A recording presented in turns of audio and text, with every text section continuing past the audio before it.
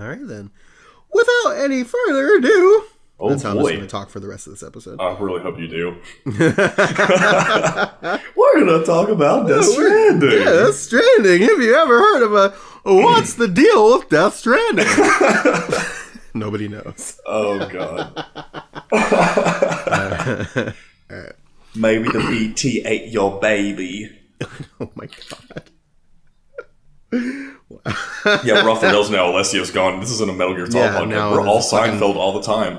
Fucking when dad's away, the mice will play.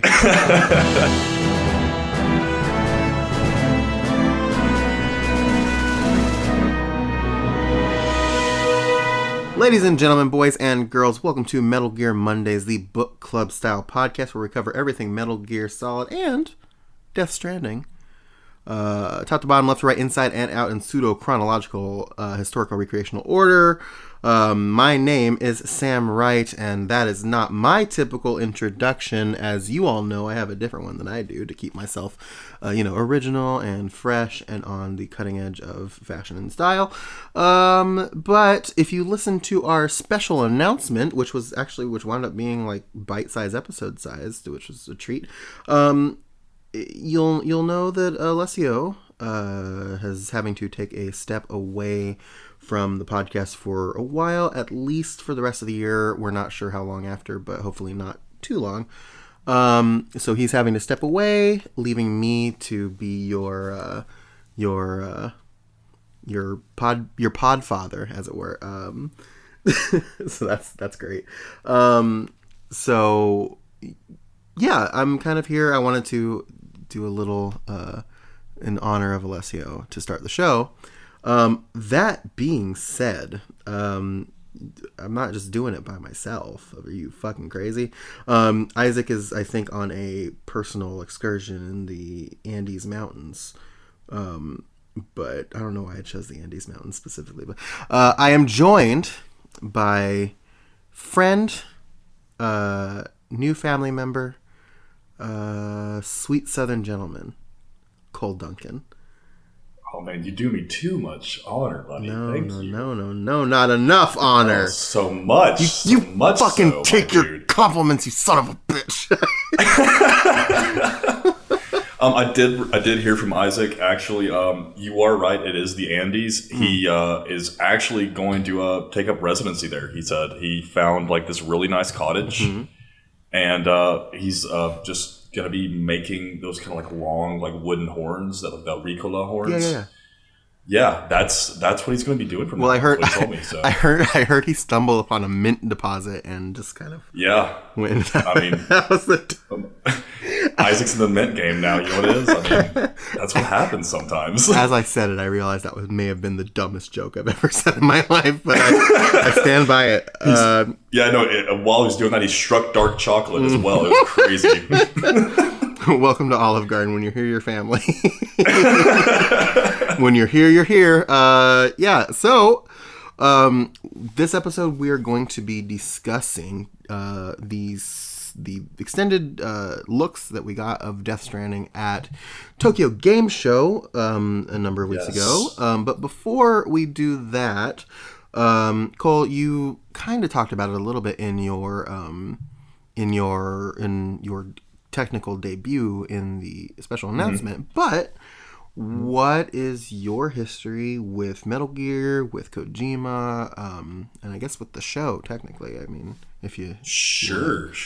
So, I have been a fan of the Metal Gear Solid series since it came out in '98. I was a wee lad living in Tennessee, and I ended up trading 2 games to a kid down the street to get the old school edition with not the green label, like the full black label Metal Gear Solid. What do you remember? What those 2 games were? I think I traded away Crash Bandicoot and Medieval. Ooh. I think those are the 2 games. Those are some classics. Those are some PS1 classics. They're classics, but I mean, I think I definitely scammed the kid because I got the much better option. So you traded 2 classics for the classic. Yeah. So Dylan, if you can hear me, I'm not sorry at all whatsoever. You deserved it, and I'm very happy with my trade. Look at me now, Dylan. Look at me now. Look at me now, Dylan. Look at me now, my dude. But anyway, I've been a fan ever since. I played, 2. I played 3. I actually played 3 before I played 2, which was odd. That sure is a way to do that. It really is. It really is. Then, of course, just growing up, Metal Gear was always my favorite game series. And then I found you guys as an adult working in a kind of backwoods package store, and it helped pass the time. And you guys were talking about my favorite game series of all time.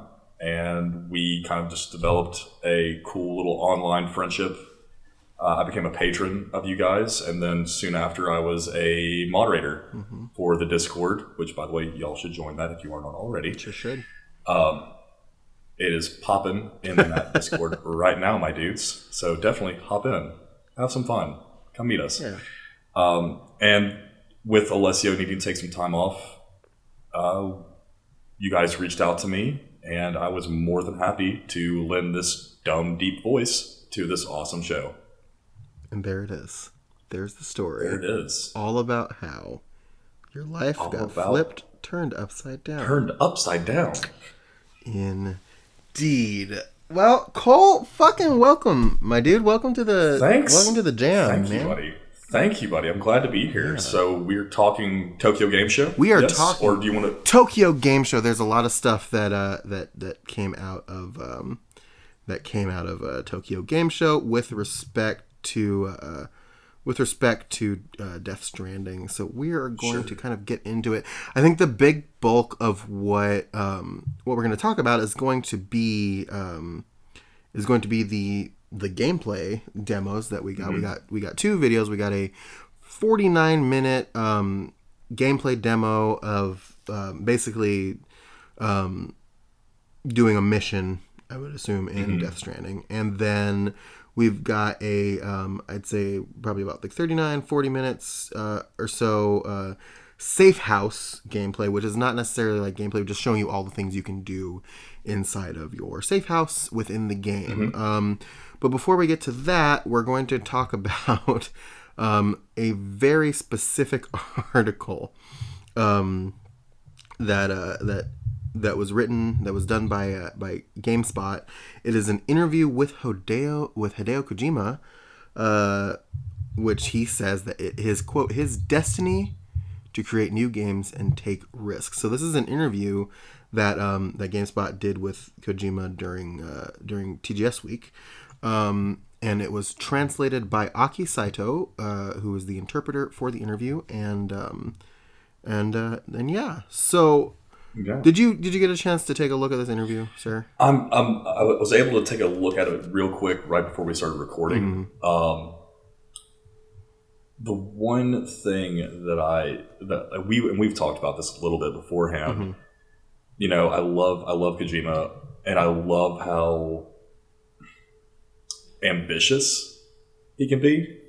Yes. But the kind of self-branding is a little on the nose to me. Yeah, it's super weird because, again, so we've discussed this in the Discord publicly on the podcast previously, is how much, this podcast wouldn't exist if we didn't have a love for Hideo Kojima and the things that he has created, specifically Metal Gear, but in general. It's kind of turned into a podcast of things that inspired Kojima that Kojima has created. So well, he talks a little bit about it. They ask, in creating this new Strand genre, what are the challenges that came with that and with implementing into a game?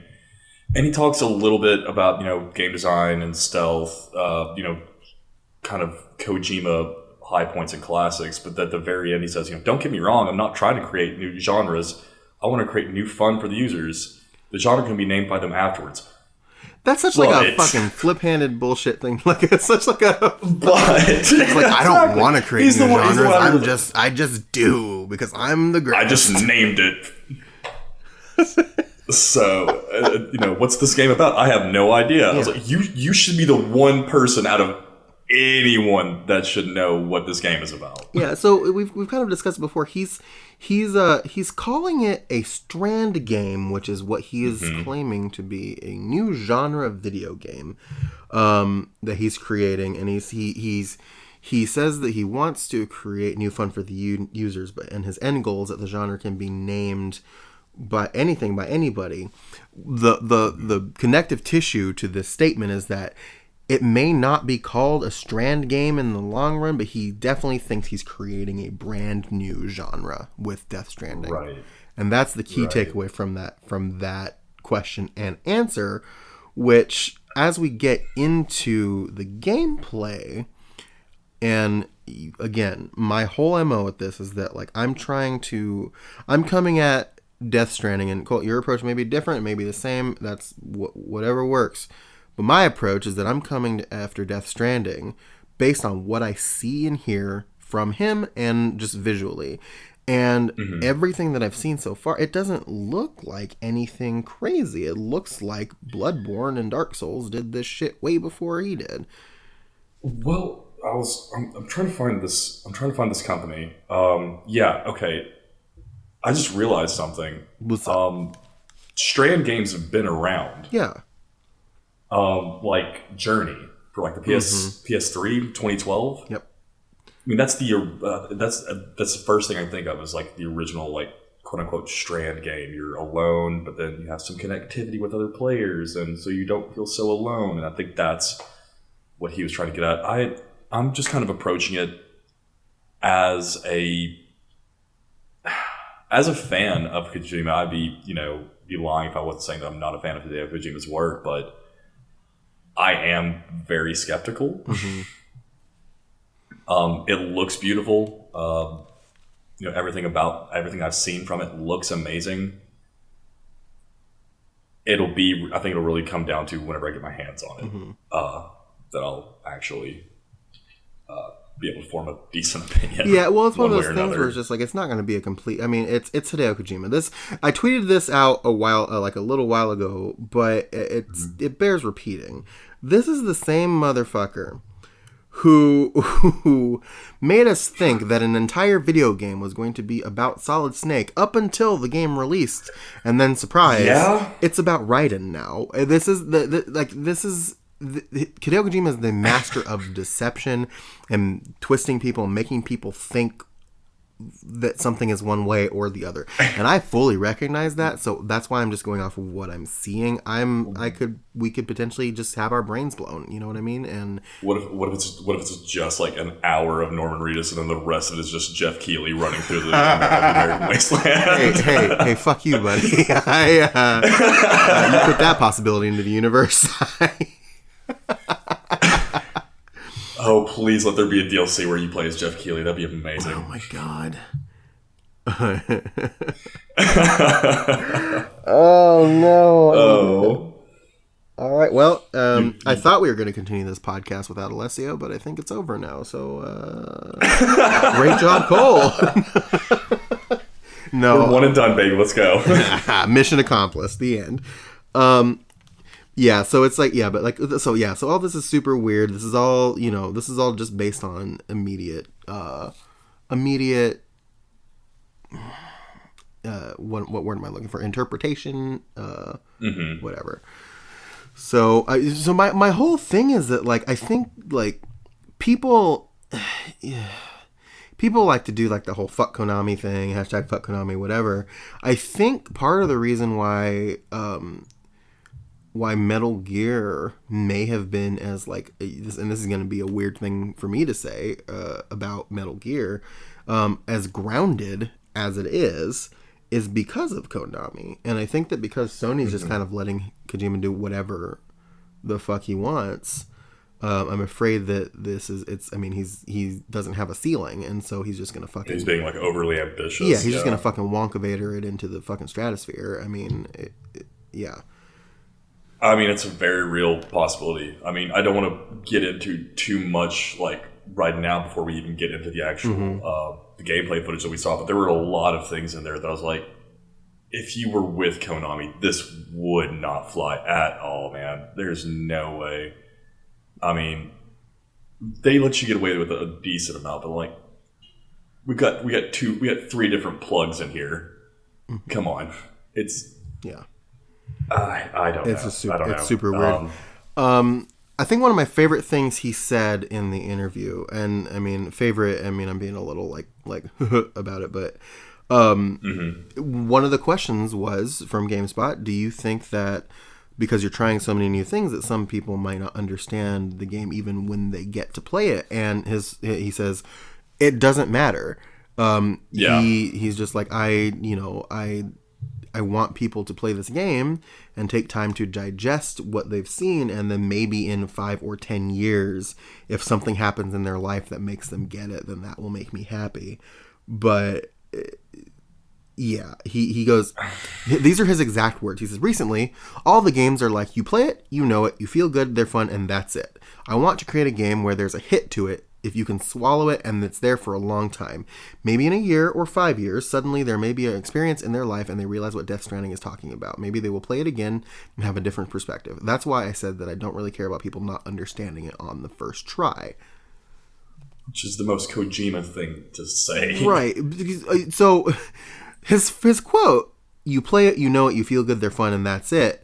That's why people play fucking video games. Like, he described what it's like to play video games. It's the main reason. Yeah. So I don't know what he's on about. I'd say it's the main reason. I mean, I guess I get it in some capacity. Because, I mean, there are definitely things about, like, Metal Gear Solid that I look back on, a decade's past where I'm like, oh, yeah, that was impactful to me. Mm-hmm. Something someone said in the games was impactful to me. But the thing with Metal Gear is that it was a full-on series. It was a full-on storyline that you were ingrained with. This is a completely new, it's a completely new game. Mm-hmm. We have no idea. We have no connection to anything, which may be his point with the whole, quote-unquote Strand game. You have no connection to anything. It's you're brand new into this world just as Sam is. Yeah. I'm not sure. I don't think anyone really understands Kojima. I don't think Kojima understands Kojima. At this point, probably not. No. He also mentions like the idea of this like new genre that he is mm-hmm. creating, right? And they asked him, is like, so he wants to continue doing this like social strand stuff and continue doing things like that. And he was asked, is like, well, so do you think that Death Stranding will be a series? And he says that he's not sure, but he feels as though if you're creating a new genre, that the game that started the genre needs to have a sequel or multiple sequels, mm-hmm. So that it's just like, this is it. This is a thing. This is a genre. Now come with it. And so he doesn't really know if this game is going to spawn a sequel, but that, he compares it to like TV a little bit. And he goes, it depends on how busy I am. Mm-hmm. I might be doing TV or movies to come this time. And it's just like, all right. Well, I think it's also just, I sound really critical on my first episode, Jesus. I think it's kind of a cop-out. I mean, with him, being completely open about completely not understanding his own game, mm-hmm. It's a way for him to be like, oh, okay, well, I can see the criticism. I can see what went wrong in the first game. Let me capitalize on that and make a sequel that I do understand what I'm doing in this next game. I think, if you have it's cool to have a story arc planned out, mm-hmm. and to actually, be able to deliver on that. But just saying like, I really don't know what the game is about completely myself, but it's the first of its kind, so there should be a sequel, just kind of seems, I don't know, it's lazy, it's just a little off-putting to me. I don't know. Yeah, it's all very, very strange. Like, Kojima's strange. I mean, it was always going to be strange, Yeah, I mean, since we saw the first few trailers, for sure, mm-hmm. It's going to be crazy. There's another story where he mentions that he considered trying to get Keanu Reeves to play Cliff instead of Mads Mikkelsen, and actually tell stories about how he was like talking to people about how should I work with Mads or should I get Keanu Reeves, and it was this whole like big thing. It was just like, wow, way to put Mads Mikkelsen on blast like that, dude. Yeah, for real. I mean, in my opinion, Mads Mikkelsen, for the character that I assume that he's playing, is a much better pick than Keanu Reeves. I think so too. I love Keanu Reeves. Don't get me wrong. I think Keanu Reeves is fucking incredible, but maybe not. He's the fucking best. Maybe not for this particular game. He did mention that he wants to work with Keanu Reeves in the future, and I would love to see Keanu Reeves in more video games. All video games, really. Absolutely. I think that Mads has this kind of, I don't know, eeriness to him. Very eerie, vaguely sinister. Yeah, vaguely sinister. That's a great. That's perfect. It's his face. It's mean to say about someone, I suppose. Well, I mean, I guess that's good for like. I mean, to be looked at like that. I mean, he did fucking play Hannibal Lecter for a good grip of time. Hannibal, yeah. I guess vaguely sinister is what you're going for. Yeah, he played a Bond villain. You're not wrong. I mean, yeah, vaguely sinister. I think is probably he probably considered that a compliment. Bond villain. Yeah, I mean, he's just like from the first few times that you see him in like gameplay trailers, he's like legitimately like scary looking. I mean, with the kind of black like ichor like coming down his face. Yeah. I mean, it's disheartening going up against that with just some boxes that you have to throw at him. I mean, yeah, for real. I've made this like claim before. I don't think that Cliff is a villain. I don't think he's a bad guy. I think they're setting him up and they're like displaying him as like being one, but I don't think he is. I don't know that this game, because there's another article here that I'm going to kind of walk through a little bit where they kind of talk about where they had a voice actor panel at TGS as well, and I'm going to kind of like skim through some details about like what they talked about because it was all in Japanese. But I don't know that this game is going to have like a legitimate villain. Or it's going to be like somebody you weren't expecting at all. Right. Like the kind of the Homo demons are kind of an ambivalent force in this world. Like everyone kind of sucks. Yeah. I mean. Yeah. Yeah. We don't want you guys. We don't want you joining up the rest. We don't want us joining up with the rest of the country because the country already fell apart. Why would we rejoin? Kind of mentality. I guess I could see that. Yeah. The only reason I thought Mads might be, like Cliff might be a villain, is just from they kind of wear similar outfits as like the Homo demons without maybe like the cloak. Yeah. They look very similar. Yeah. But they could be, old UCA guard. Who knows? Yeah. So it's all very mysterious, all very strange. So it's whatever it's going to be.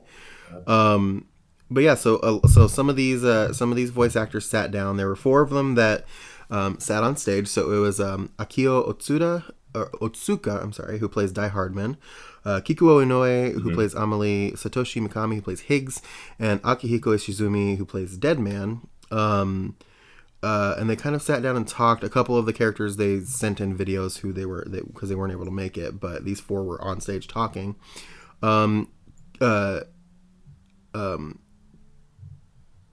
Kikuo Inoue played the boss in Metal Gear Solid 3 in Japan, and she was able to join the game.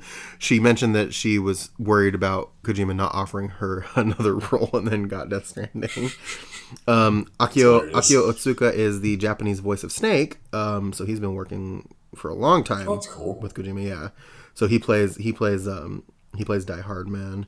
Akihiko Ishizumi, I don't think he was in Metal Gear before, but he so this is the first time he's worked with Kojima, and said that he hopes he'll give him roles every single time now. And Satoshi Mikami, who voiced Ocelot in Metal Gear Solid 5, said that he felt left out when the E3 2018 trailer released and Kojima still didn't contact him. So again, he's playing Batman. So all these people are just like, I really want to work with Kojima again. I hope he reaches out. And they all got kind of scared. He let them sweat a little bit. I'll just put them out on the line there for a minute. So they kind of talked a little bit about their characters and they're like honestly a little bit of motivations. And this is why I think so. Satoshi Mikami said that that it's hard to talk about Higgs because anything they say about Higgs will turn into a spoiler. But they did mention that he's actually, quote, not that much of a villain. Okay. Yeah. So that's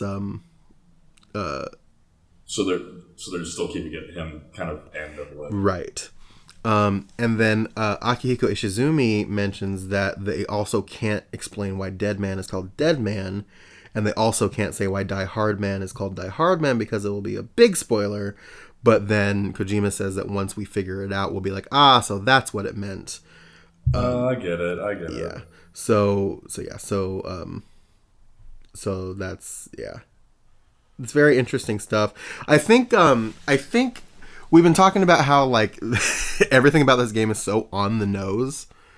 Like we think the Dead Man is actually dead. Actually dead. And like then the president is like, what's her name? Samantha Amelia Strand or America Strand. It's Samantha America Strand. Is Amelie's character, and she's the president of America. She's trying to connect all of those cities with strands, and it's like this whole very, very like. Well, her mother is literally named Bridget. Yes. I mean. Yes. So there's a lot of like it's all very direct and on the nose, and so that also could mean it could also be like a red herring. I'm calling my shot here. All right. Do it. So since all of this stuff is so on the nose, I'm gonna call that this disaster and this like all the homo demons and all this crazy stuff were created when the Large Hadron Collider malfunctioned and all this shit happened. And I think that is why Higgs is named Higgs. After Higgs boson. Yeah. I didn't even think about that. That's my fucking wacky called shot. I'm throwing it out there. I'm pointing to the fucking sky. You just point to you're just right out there to the bleachers. Yep. Just that's interesting. That's my called shot there. I didn't even put two and two together there. Yeah.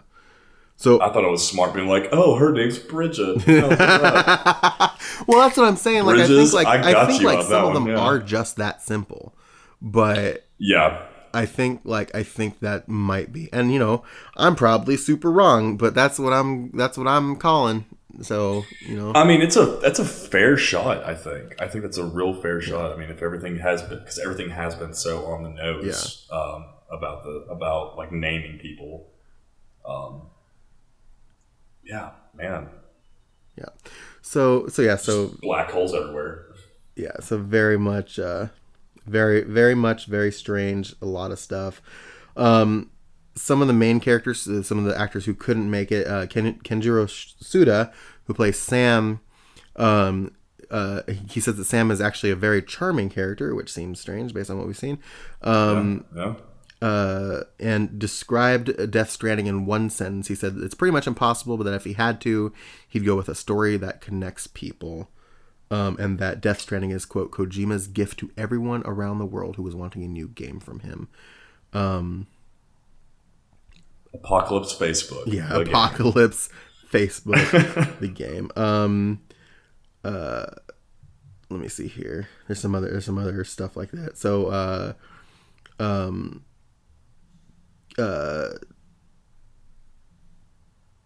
Nana Mizuki, who plays Fragile, commented on her character. Said that Fragile is a good character and multifaceted, and voicing her was very complicated. That she is her name is a hint about how she is broken. Maybe because she's fragile, so she's broken. Yeah. Going with that on the nose shit. And she has some kind of connection to a delivery service? What? Yeah. So there's a lot of stuff.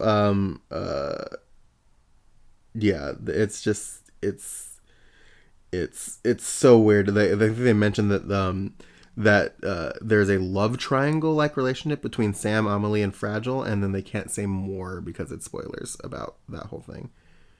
Oh God, I hope not. So yes, if my theory is right, I really hope there's not a love triangle here. You really hope there's not. I really hope there's not. So what's your theory? Do you think somebody's mom? I think somebody's like family. Yeah. I'll get into it. We'll get into it. Okay, we'll talk about it. Yeah. But yeah, so they mentioned like the actors are saying Death Stranding story is particularly deep, and that the cast was moved many times during the recording. There's just like they just mentions like the character who plays Higgs says a quote, "I finally figured out the truth of Death Stranding in the game." Like Higgs says this in the game, and that Satoshi goes, I myself didn't figure anything out, so he hopes that a lot of people who play it will understand it better than he did. Be able to tell them like, so this is what your character was actually thinking at that time. Isn't that cool? Yeah. So Kojima ended the panel, and I'll just read the quote here. It's like a paragraph. He ended the panel with the voice actors by saying this. He says, human communication has changed as technology has evolved. In the past, we only had letters. Then we had phones, radios, and TVs, and now on the net we can communicate in real time with anyone, anywhere. The world is now directly connected. At the same time, with everyone hidden behind their keyboards, this made it much easier for negativity to spread. With Death Stranding's game system, I wish to indirectly connect the world. That way people will start thinking about each other's feelings again. I hope people who experience Death Stranding will try to understand more about others and the society we live in, ultimately making the world a better place. So good luck with that. I mean, that's lofty. Yeah. I mean... So... He means well. He does mention in the interview, they do talk about a little bit in his interview with GameSpot that the interview was just like, well, what happens, because we'll get into it again, like you can leave items in the world for people, like ladders and bridges and ropes and things like that. Lockers and whatnot. Yeah, and they go like, well, what happens if people are assholes about it? And just like, not quite in those many words, but similarly. Because what if people are assholes about it? What if they put like a ladder in the middle of a river or something right, like and that? just leave like a rope going to nowhere, and you have to like either climb back up or like drop down to your death. And Hideo goes, I don't think people are going to do that. I think people are going to think about other people's feelings, and if they don't, you're going to get to it and be like, I won't be that person. It was like it was a very optimistic look at gamers and gaming and all kinds of other things of that nature. Very optimistic. I suppose so. I mean, it's extremely optimistic. I mean, if he's going for this kind of like this kind of like Dark Souls type game system where people can like leave notes to things, I can just imagine every troll that was in Dark Souls coming to Death Stranding and doing the exact same thing. Like, gift ahead. And it's like a treasure box. You're like, hell yeah, right on, man. Thank you so much. And then you go and like lift it up. And it's obviously a mimic. You should have known that. Mm-hmm. Why were you so stupid? Yeah. Dummy, you know better. Like, so. You know better than that. So I don't know. I don't think the Strand game is going to go quite as seamlessly as he thinks it will. I'm not sure it's going to take off as well as he wants it to. Yeah. But, oh well. Yeah. I mean, Hideo's going to Hideo, I suppose.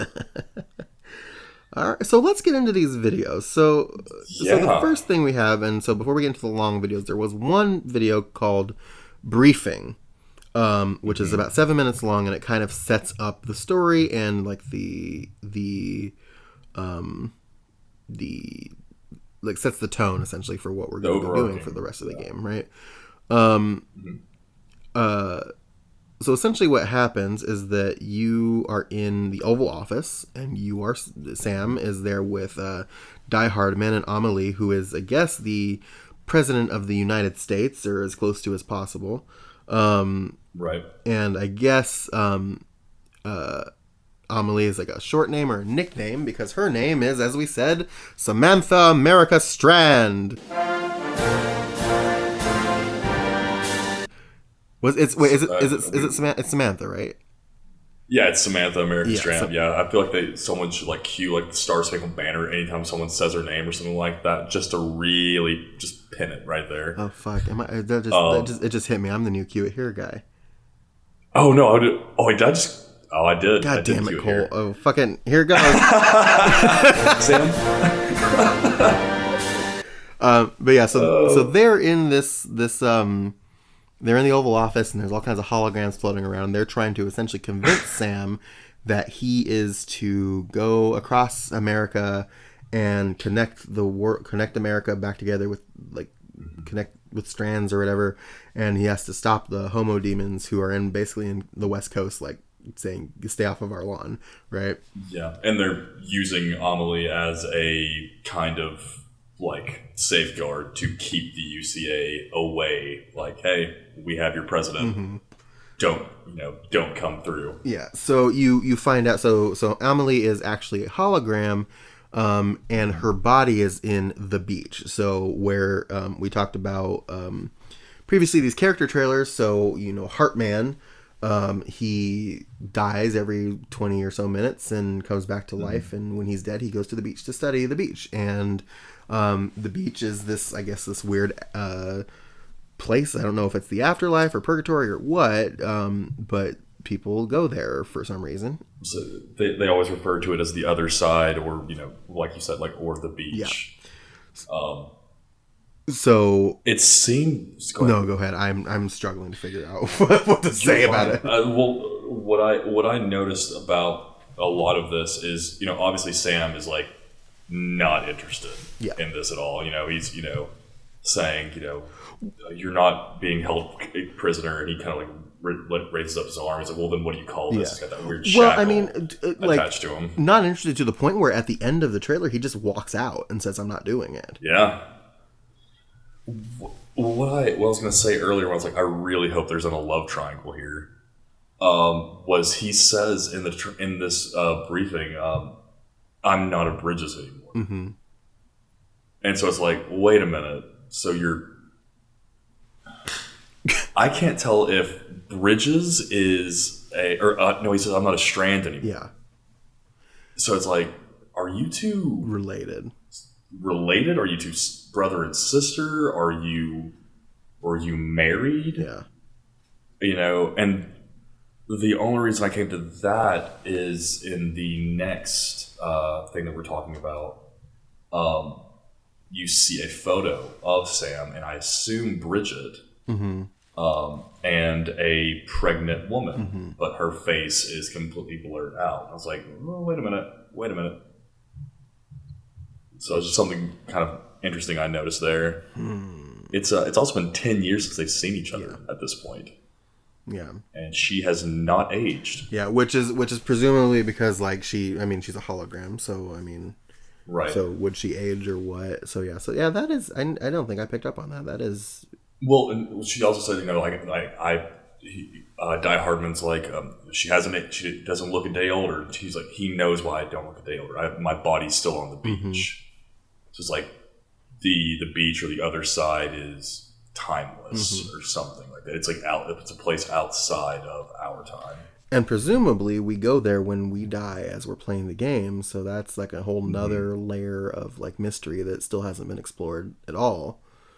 Mm-hmm. So it's very, there's a lot going here, but so they explain like this plot and like what they want to do and all this other stuff, and they're like begging him to do it, and he walks out and he's just like, nah, I'm not. He's like, nah, dude, bye, peace. I'm not doing this. I'm not. Word, fam, but this has been cool, but I'm out of here. I'm not doing this. Straight up, not having a good time. I'll see you guys later. Bro, I'm straight up chain off of me. Not having a good time. So obviously he does do it, but I think the how and the why we'll figure out as we play Death Stranding. So that takes us to our 50-minute Death Stranding Tokyo Game Show gameplay demo.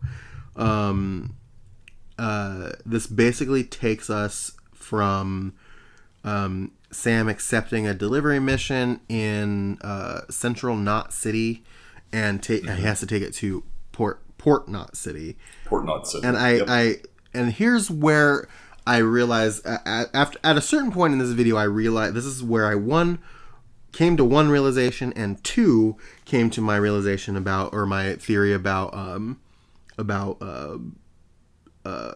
Higgs and why he's called Higgs and what happened to this world. I came to the realization that are they called knot cities because that's where the ties are made, where the strands are tied. Yep, that's why I assumed as well. I was like, that's got to be the reason why they're knot cities. It's and the connection being finally kind of put together. I was like, fuck me running, and then I think like moments afterwards, I was just like, Higgs is called this because of the Higgs boson particle.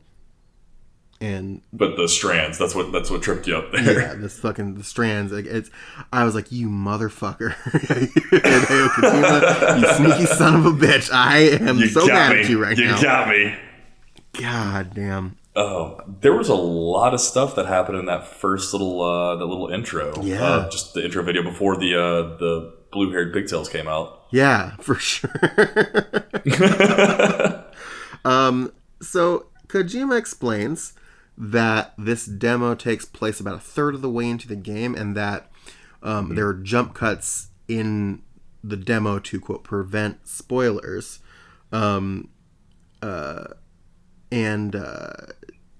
Yeah, I mean, I watched this. I don't know how many times you watched this, Cole. I watched this video twice. I watched it once when it first came out, when it had no subtitles, and then again when the version with subtitles came out. I've watched it about 3 times now, just with subtitles, just trying to get as much as possible, as much from it as I could. My notes are like weirdly color coded because like if there's blue, it's like notes I added in for context after I made my notes already. Mm-hmm. And so I made I made a note. Because Sam starts out, like the trailer starts out with Sam in a safe house talking to Die Hard Man. Mm-hmm. And I made a note to myself when I was watching I watched the release date trailer where they're introducing all the characters and it has that like doo-doo-doo-doo-doo-doo song in it. I mean, I'm super musically inclined, as you can tell. I know. I've seen proof of this. I made note that as they're flashing, so they have the one where it's like, okay, Sam played by Norman Reedus, and it shows Norman Reedus, and it shows Sam, and then Fragile played by Lea Seydoux, and it shows Fragile, and blah blah blah. That part of the video. Mm-hmm. I noticed that everybody in that video, except for Deadman and Die Hard Man, are crying. Sam, crying. Fragile are crying. Mama's crying. Higgs is crying. The black gunk. Amelie's crying the blood or whatever, and it's just like interesting. So I think that Die Hard Man and Dead Man are dead in some way and aren't actually there. And so I mentioned this to you. I think Die Hard Man is a hologram like Dead Man is, and you were just like, but this, and so what made me think this? So Sam is gearing up for his trek, and he's talking to Die Hard Man, and you can only hear Die Hard Man, and there's a point in this video where Sam is gearing up, and you're just hearing Die Hard Man, and Sam walks away, and then Die Hard Man is just there. And he just appears. Just shows up. Yeah, and I was just like, that's fucking weird. And I watched it again to make sure I wasn't going crazy, and he just appears. And so I have watching it right now. Yeah. We'll say, yeah, he just pops into frame. Mm-hmm. So it's very strange. He also doesn't interact with anything. No. He doesn't, move anything around, doesn't touch anything. It's like fucking Sixth Sense. Like, they don't know they're dead. And all of the interactions that Bruce Willis has had throughout this movie are happenstance. Sam is just Haley Joel Osment, just all grown up. What if that's the twist? It's just like your first hour of the game, you're playing as Sam Porter Bridges, and then Sora from Kingdom Hearts shows up, played by Haley Joel Osment, and he's the character for the rest of the game. This is actually Kingdom Hearts 4. You guys didn't even know you wanted it already. Surprise. Oh my god, I love that. Let's see. We see the Cupid, Yes. as well in this, and that's what we're going to be using to access Bridges Centers and connect. So the Cupid is that weird necklace. Yes. So yes, I didn't catch on to that for a little bit because I thought the Cupid was the fucking flappy thing, but then I was like, oh, that's a different thing that's named a different thing that we'll get to later. Yeah, but because he gets the Cupid from Die Hardman while he's at the White House. Yeah. I just have underneath that, I want that parka, and I'm thinking I'm referring to the parka that Sam is wearing, like in this trailer. And I stand by that. I definitely stand by that. I don't know why they haven't made that merch yet, because they've made every other bit of merch. Yeah. Have you been to the Kojima Productions website? Yeah, they've made so much merch because it's all fucking much. It's just everything. It's just like I get this feeling that like he's doing this game more so he can make merch money than anything.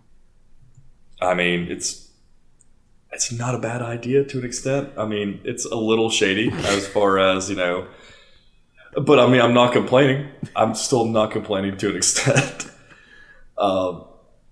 We also hear about the chiral printer here at this point, which seems like it's very important. Yeah, the chiral printer is basically like a 3D, like a heavy duty 3D printer that can like print equipment and like all kinds of stuff. So it's just like I imagine it's probably going to be like the requisitions stuff in 5, where you can just create things if you have the materials for it. That's I was like, because they do mention that you have to have materials for certain items, right? So are we in agreement that the distribution centers are kind of like a little, essentially like mini FOB? Yeah. Is that the same thing you're picking up? I can agree with that one. It's super like, you have like these little bases that you can go to where you can do stuff. They did make mention of the fact that it was like these safe houses are the only place you can do X thing. So I think, very, very much similar to like your this is your base. This is your aerial command center. This is like your spot. Yeah. To do like everything. Yeah. And to the point where there's another entire video about it that's almost 40 minutes long. Oh yeah.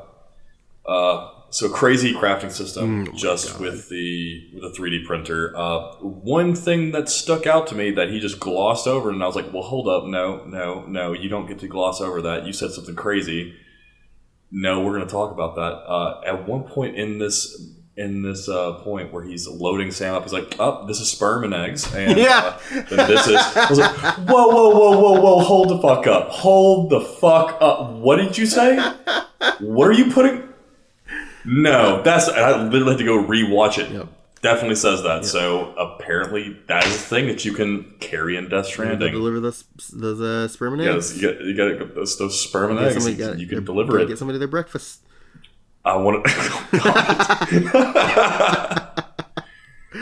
And you can't keep too much of it on one side either, because that'll cause you to fall down. They kind of play it for laughs, but like they keep on adding weight to like stuff to him, and there is like he's a beefy boy. Yeah, I mean he's a big beefy baseball boy. He's a big beefy boy, and there's a balance system and a weight management system, because you have to kind of stack your packages on your back to like maximize your balance and your stamina. And there is a button that you can press to optimize it to give it your best spread. But if you're too lopsided or too heavy, you'll have to use L2 and R2 to kind of like balance, which is miserable. It sounds miserable to me. Which he was saying the entire time, like, no, once you get used to it, I mean, it's fantastic. I mean, like, it's fun. It feels great. I'm like, I doubt that. I don't want to continue to balance, even though it is kind of cool to have a kind of center of gravity mechanic in a game. I just think constantly having to like that's the problem. Like there's like this system, like your boots wear out and you have to manage your boots. You have to manage like your blood. You have to manage like your sleep. You have to manage your let loose. Your prepare and let loose. You gotta prepare and let loose. You have to bathe. Like it's just like Alexia's mentioned this before. It's like all of the reasons to hate The Sims are in this game. It's just self-care in a video game masquerading as a Metal Gear. You have to go to a therapist every week and talk about your feelings. Like, it's just like you. Like, I don't know, Doc. Like, I mean, just this anxiety is just really materializing as BTs. I don't think it's BTs, buddy. I think you're just actually schizophrenic. Oh, that tracks. That's what's going on right now. There's actually a really funny thing that after you choose all the packages and like go on your way, the cutscene afterwards of Sam like trying to stand up, he's like struggling hard to stand up. Yeah, I mean, because he's got so much on him. Shit.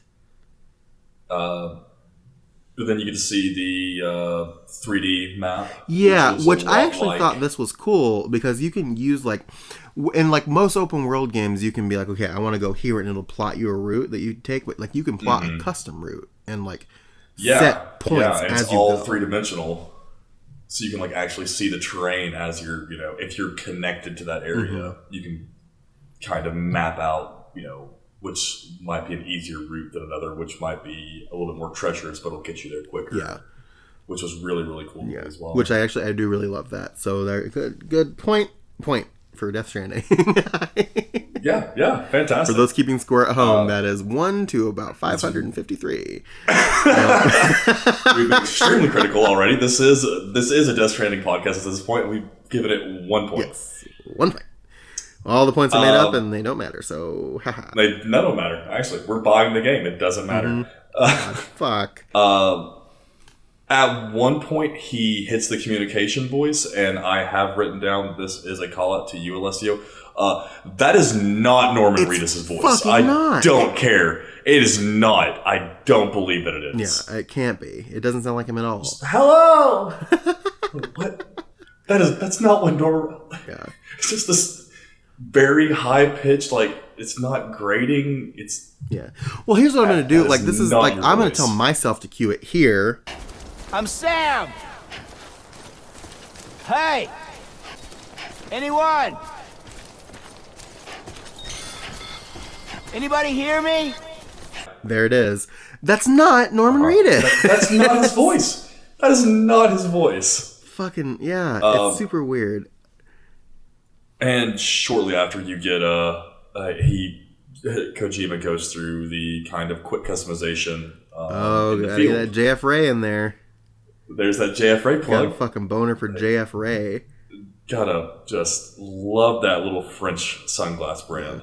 He's all about it. I think his actual like glasses are custom JF Ray. Yeah. Yep. Yeah. It's so weird. The other thing that I really loved about this part was that when he does that yelling, Kojima keeps on mentioning that there's nobody here and you're all alone, and that him shouting means nothing since no one can hear nothing. And that's going to lead into his narrative about strands and connections and like people and stuff like that as the demo goes on. But it was just like, it's like, wow, Hideo, really gonna hit me hard like that? Really? That's some pretty existential shit right there, buddy.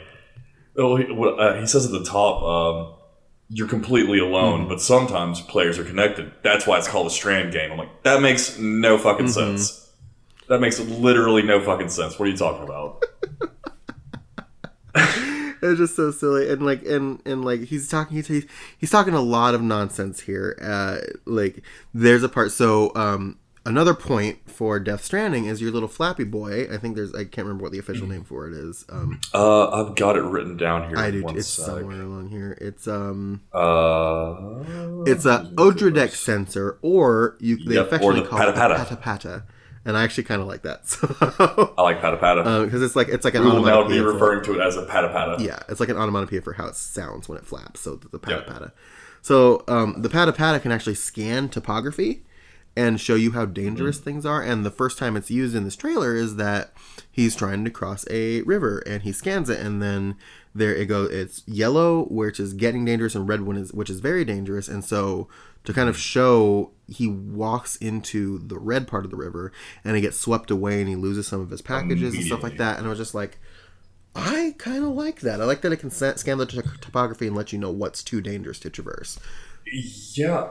And I was thinking, more towards end game, if you are in a Northern Territory trying to get to a Southern Territory, if you are able to like waterproof packaging, like he said you can, that might be a quick way to like get deliver away stuff from like danger, or to deliver stuff, get away from danger. Just say like, oh shit, I've got some homodemons on me. Toss everything into the river and then just dive in.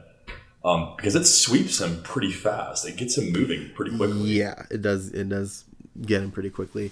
He does eventually recover, and there is a catch your breath button. Awesome. And he like collects the packages and stuff like that. This may be my favorite part of the whole video. He mentions that like if you lose stamina, you can like take items and like eat and drink to like recover. And he mentions there is a partnership with Monster San, the Monster Energy Drink company. He calls Monster San, which I think is just incredible. And so I think Sam drinks a monster to recover his stamina. Just stone colds it immediately. And you also don't have to worry about water because water is absorbed by your clothes. Did I hear that right? Yep, it gets put into your suit. It just goes into your suit. Yeah, it just goes into your suit. And everything else just goes into your suit. Which will come back here probably in a minute. Just a little bit. Just a little bit. We also find out that BB absolutely despises rivers. Yes. It's too loud and he starts crying. And you have to look at him. You don't have to hug him. You don't have to rock him. You just have to look at him. And he calms down. Yeah, which is weird to me because like the whole point of the Dead Man trailer, the character trailer, was like we have to trick these babies into thinking that they're in their mother's womb. So do these babies just think that they can see through their mother's womb into the real world? Like what is like? I mean, I don't know how much cognition I had as a baby, but I don't know if I knew what up and down was. So I guess I maybe don't know. These are super babies. I've already talked about how all babies are ugly. All babies are. And by the way, I fully support that. I fully support that. Well, I thank you for that, sir, because it's true. You're not wrong. I was a disgusting looking baby. So was I. All of us were. I guarantee it. Yeah. But I mean, like when I got real cute when I got older, but like when you're first born, like that first, absolutely. Like, and especially if you're still technically a fetus, you're ugly as shit. Absolutely. You're also stupid as shit. You're stupid as shit. You're ugly as shit. And that's just fact. And then like you can barely breathe on your own when you're a baby. I'm not gonna end this crusade. Fucking babies are stupid and they're ugly. Hashtag babies are stupid and ugly. Get it trending, people. It takes a while. They stop being stupid and they stop being ugly if they're lucky. But if they're lucky, yeah. But yeah. But anyway, I'm not done. That's the one thing that unites us. We're born fucking stupid and ugly, all every one of us, and that's why that's the thing that we should think about when we're trying to pretend we're better than other people. We're all born stupid and ugly, and we're gonna fucking die probably stupid and ugly. Probably stupid and ugly. Yeah. I mean, so once again, if you're lucky. But yeah. Wow, this is getting dark. Anyway. So you soothe BB, and then we come across a package. Yes. So this is like where the whole connection strand things start. Well, do we come across the package now, or is this something, or is that a little bit later? No, we come across the package first, and then we come up over the ridge looking into the chiral network. Yes, okay. So the package, do you want to talk about the package, Cole? Sure, the package. So it is a package that was left behind by a musician, and Kojima explains that it's some kind of musical equipment, some kind of sound equipment that this guy would probably want. So we can only assume that a courier was supposed to be getting it to him and then just lost it somehow. I'm not sure. But you pick up the package and you realize that he's not that far away. He's in this little house. So as you walk over a ridge, Kojima sees a giant ravine with it's like a blue and a red stripe, right? That's what it looks like? Yeah, kind of like going like the length across of it. And he kind of explains that this is where the chiral network, which is you're trying to connect the strands and expand the network, this is kind of where you enter a dark zone. So if it's not connected, you enter this dark zone where you're not able to use like the graph or the chiral printer or anything. You're not connected to anything, and you have to connect the strand to this place to activate the area. I wrote here that as he's going up the hill towards the prepper's house, Sam is just a horse from Skyrim, because that angle that he is moving is steep, unreal. My man. Yeah. It is very, very steep. And he's just like, no, I got this. We're good. I don't need hands. What are you talking about? No. But originally he gets up, eventually he gets up to the prepper's house, and you hear a nice little siren, and the prepper comes out in a hologram, and it is someone that I had to look up personally. Yeah. Was it Daisuke Miura is his name? Daisuke Miura. So it's like he's a musician. It's a cameo, like Jeff Keighley has a cameo as a prepper. Exactly. So Daisuke Miura comes up. He's a musician. He's been 3D scanned in, but he has a different voice. But yeah, you deliver this package that you found, and he gives you a harmonica. Which comes into play a little bit later. But yeah, you make this delivery, and you use the Cupid to connect this area, and you've expanded the network to this area.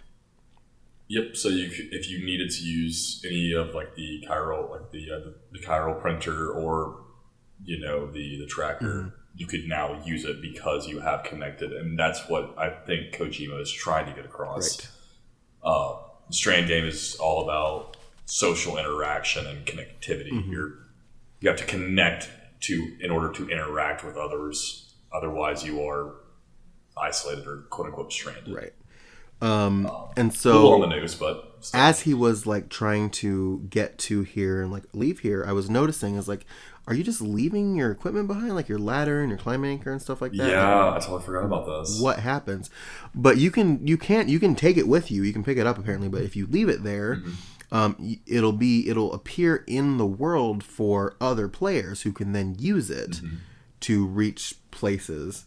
And they can leave like a system. There's a system of likes that people, if it was very useful, they could like it and then leave likes, and that does something for you. It's like currency, I guess. It's like a social currency. Yeah. I was like, oh, okay, I see what you're doing here. But you couldn't see that you couldn't see all those other things until you had connected that area. Right. So you're starting the game like a baby, dumb and ugly. And then, dumb and ugly. And then as you connect strands and like expand the network, like you can start seeing players' stuff in the world. Yeah. Speaking of equipment, Sam's boots broke at this point. The first time I watched it, I was just like, it looks like, because he took off his shoes and I didn't understand what was happening. His feet are all bloody. I'm just like, is there like an injury management system? Like, they are really, really fucked up. Yeah, which like I don't like. He's wearing some real bad boots, because like that trek isn't like the easiest trek in the world, but like your feet wouldn't be that bloody. No, I can't imagine. I mean, they look like blistered. Yeah, almost. It is rough. It's like leprosy of the foot on both of them. Leprosy of the feet. It's super bad. So you have to take a break to kind of heal on that. And then so you find out equipment can gain levels that improve their durability, and then you can also leave things, like you don't just leave like traversal equipment, right? You can leave boots for players, so you can leave like drinks for players. You can leave your boy a Monster Energy drink. Sure can. Monster Sun, leave it behind. Monster Sun. I'm not referring to it as anything else ever again, so I mean. But yeah, so you can leave the stuff down, but like Sam sits down, he takes a rest, and when you're resting, you can like play the harmonica for BB that you just got. And apparently you get better at that. Yeah, you get better at it. If you don't have a harmonica, or if you don't have any like instruments or anything, you'll whistle. And Hideo says you can do this while you're walking around if you, quote, feel safe. What? Oh, God. I was like... So, like, don't be playing the harmonica around BTs, essentially, is what he's saying. Yeah. Oh, my God. That's. I guess it's kind of. I guess like Breath of the Wild or something like that. When you're trying to call your horse, if you whistle immediately, if there's enemies around you, they come. They snap into action. Which very, very. I'm cool with that. Like that's cool. Yeah. That's realism. Yeah, that's useful. like realism in a video game that I can get behind. You know what I mean? Not like this where Sam goes to sleep and his energy gauge start ticking up, but that Hideo wants players to use this time at our time. Like he wants us to use. He's not saying like time in the game. He's saying when Sam goes to sleep, he wants us, the human players that are playing his video games, to use the time to go to the bathroom or make some coffee. Yeah. Go get some coffee. You know, you deserve it. Yeah. How about? Fucking what? That's just weird. It's a weird concept. It's a weird game, man. Well, I'm just wondering, how real time is the sleep system? I would assume it has to be accelerated. It has to be, right? Like it can't be like it can't. No. I will if it's real time. I won't play this video game. I don't care. The podcast be damned. I'll put it down. I'll play it. I'll play it up to I realize, and then I will stop playing this video game. Much apologies to the listeners of this podcast. We'll figure something else out. But my God, it has to be accelerated. We'll continue on with Spooky Month. Yeah, exactly. It looks accelerated, so I have hope. But yeah, I mean, it looks like his feet are repairing as he's sitting there. Yeah, so we'll see. I don't foresee that being an issue, but like, who fucking knows at this point, right? Yeah, no. It was at this point that Norman Reedus, that Sam does talk. That is Norman Reedus' voice. However. Yes. When he gets up, it's like, all right, time to do it, or something like that. Like I was like, okay, well, I'm even more confused. I don't know what's going on. Real and what isn't? Which one? Are you sure the real you is you? Yeah. Cue an Inception right here. The other thing that I'm wondering too is if Sam is if you sleep and this is like the quote game real time, can you be attacked by people and things while you're sleeping? I was thinking the same thing. What would stop like a mule or a BT or a homo demon from just rolling up on you and being like, hey, that's some nice looking boots. Meanwhile, I'm there. over here in my kitchen making coffee like a fucking dumbass. I'm getting my shit rocked by fucking mules. I'm in the other room preparing and release. Or preparing and letting loose. And meanwhile, I'm getting all my shit stolen. I mean, yeah. Yeah. But yeah, so Sam wakes up and you do a little bit more traversing and you find another box on the ground and Hideo isn't sure if the box was forgotten or discarded, but if you pick it up it'll show you where you need to go and you can use repair spray to fix it up so that you don't get like points docked for delivering it. And then he just litters by tossing the repair spray just off into the distance. He's like, we don't need it anymore. I was like, come on, man. And this is, and we determined not last episode was our interview with Jennifer Hale. Check it out. The episode before that, we determined that these are the beautiful hills of Kentucky. It's pretty up there. As far as we can tell, how are you gonna why are you gonna do that? Why are you gonna litter like that? Real pretty up there. Beautiful hills of Kentucky. How dare you, Sam? Come on now, you're over there next to Lexington. Yeah, Cole. And you just drop down a state, right? Down is Tennessee. That's where Cole is. Yeah. Tennessee is one down from Kentucky, right? It is, yeah. Okay, cool. I was just like, I feel so because I live there because it's like I'm from Ohio, which is one up from Kentucky, and I should know that one down from Kentucky is Tennessee, but I just don't. Yeah. I've driven through both. No, it's all good. Oh well, American geography. Who needs it? The Midwest and like the Upper South are all the same thing, right? I guess you're gonna need it now for this game. It's in some capacity. Fucking like my 1 year of geography in high school is paying off. Finally gonna pay off right here, right now. That's all I needed. Oh, there's one cool thing. Speaking of Kentucky and all of its beauty, there's a lot of paths like the Appalachian Trail. Yeah. You can kind of do something similar in Death Stranding. It looks like where if you do the pata pata and you can, if it's like raining, I think you can see someone's footsteps. Yes. And if enough people use that trail or that path, it'll turn into a trail. Yeah. Which I thought was really, really cool. So it makes traveling on it that much easier. Yeah, there's like a lot of stuff about like some of the online stuff that is very cool. I think where I like the idea of being able to leave stuff behind. Like I like the strand, like I like this stuff, and I like cooperating with people. I like that idea. Yeah. I think the problem I'm deriving from it is not what it is, but insisting that it is something new and revolutionary. Right. Yeah, I think I can get behind that because it's not at all whatsoever. Which other games have done it in the past, and that's nothing to be ashamed of. That he's doing something that other games have done. I think maybe he might be like, and I won't deny that maybe he could be improving upon that idea.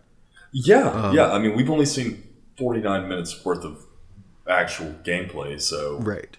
And it's all very edited down. So he very well could be improving upon that idea, but it is not a new idea. That's where my issue with it comes in. No, it's not a new genre. It's a fucking open world adventure game. It's not a Strand game. Yeah, whatever. It's a fucking existing. It's a concept that exists. Get over yourself. We all love your IP. Don't get us wrong. But and so you come across this other thing after you find this package. There is a storage drum that looks very much like a Metal Gear Solid AI pod. Yeah. Which is a locker that you can share items with other players. So you can put things in the locker, and people can go in the locker and use the stuff that gets put in the locker. It's kind of like a little share system.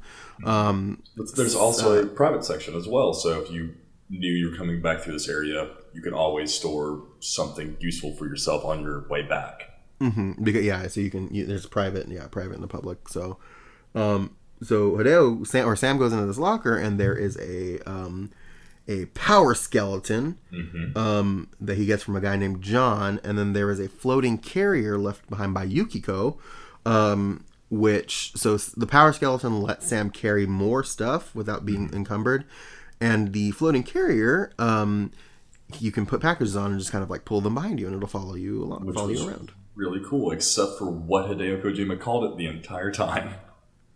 What did he call it? So the 14-year-old in me came out at this point because he's like, "Yeah, here's your floater," and I was like, "You didn't call it that. You really did. All right, that's what we're gonna call it. Great. Yep, that's going in the press kit right now." I think I blacked that out of my mind. Like I think I blacked out and just started calling it a floating carrier because that's what it is. That's what it is. My brain probably also went there. We were just like, no, you are 27. Don't do this to yourself. Don't be this person. Don't be that guy right now. Oh man. And then, okay, and so this is where, and I'm going to put a little shout out to the song choice here. Sure. So as you crest the ridge after you use this locker, you can hang out under this weird like UFO umbrella because it's raining, and raining like will damage your packages and stuff like that. It's like this. It's like I don't know how else to describe it. It's a UFO. It's a giant UFO umbrella tower.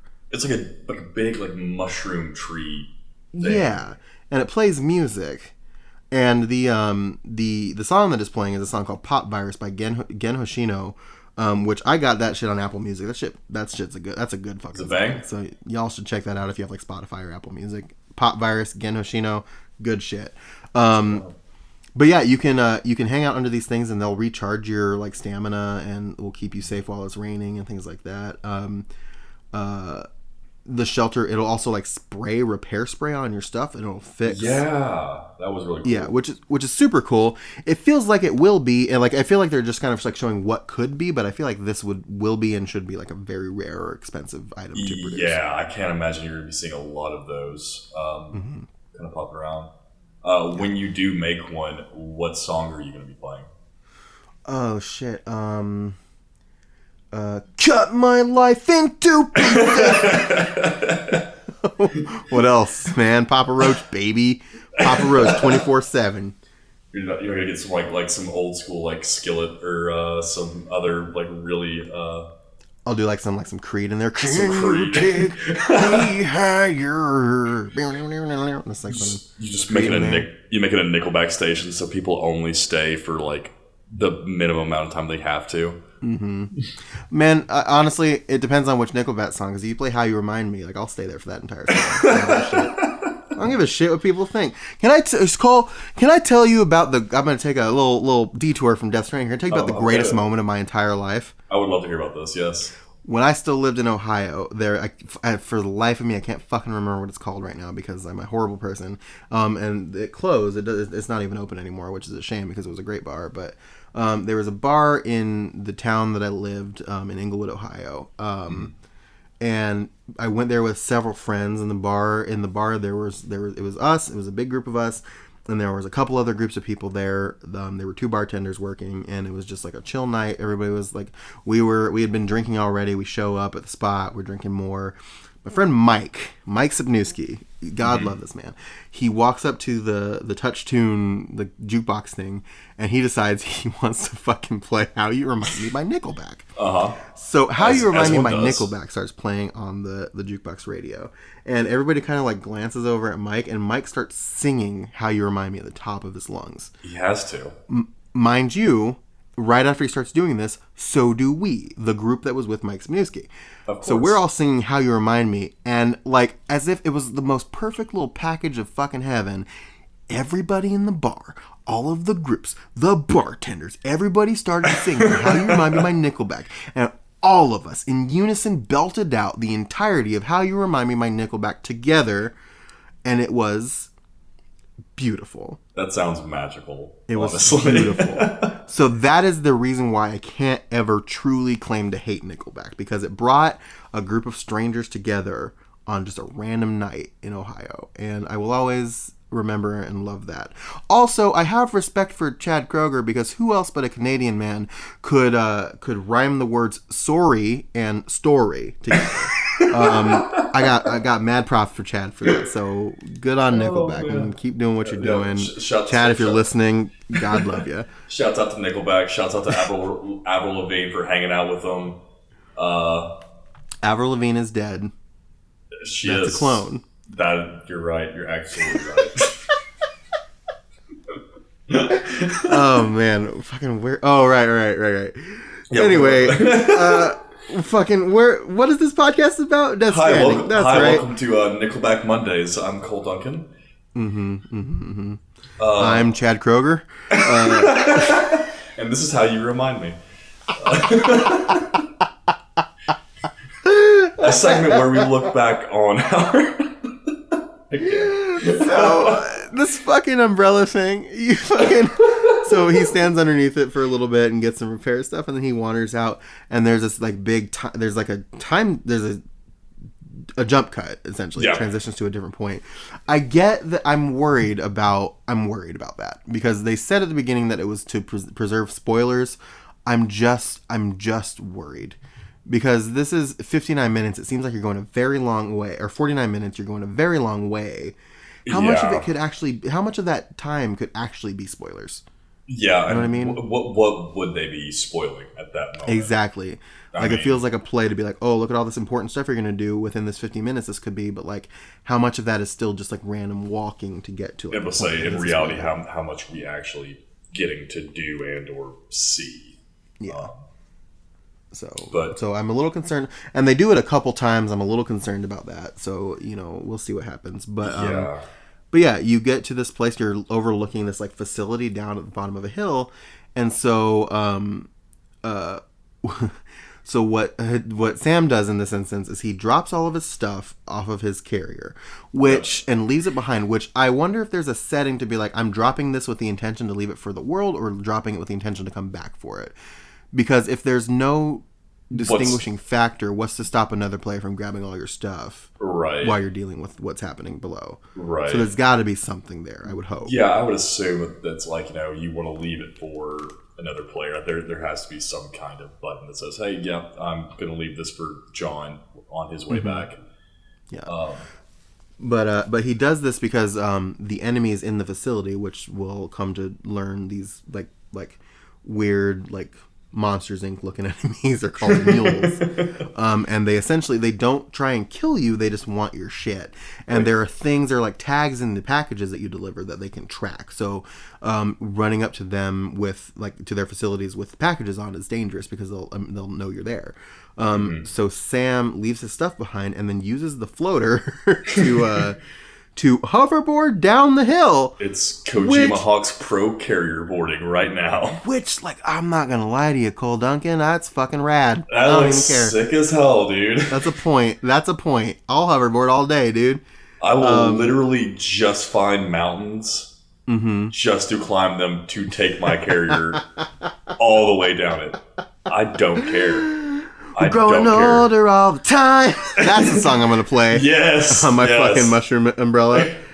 Oh my god. Superman by Goldfinger, right? I think so, yeah. Yeah.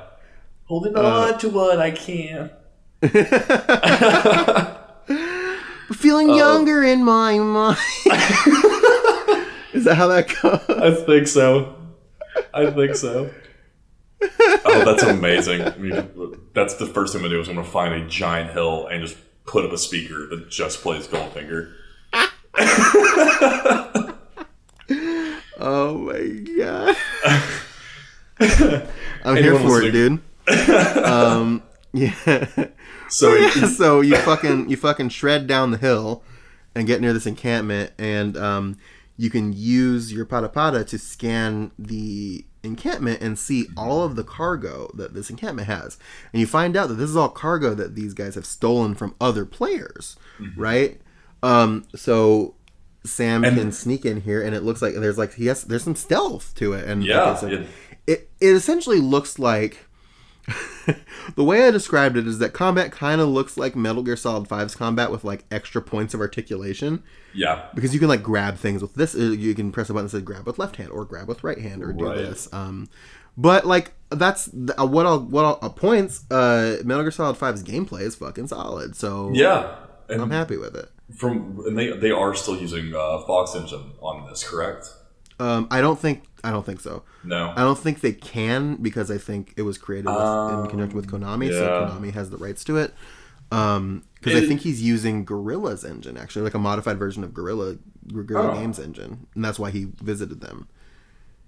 Okay. Well, yeah. I mean, the reason I was asking is that the movement looks very, very similar to 5 when he's running or when he's actually.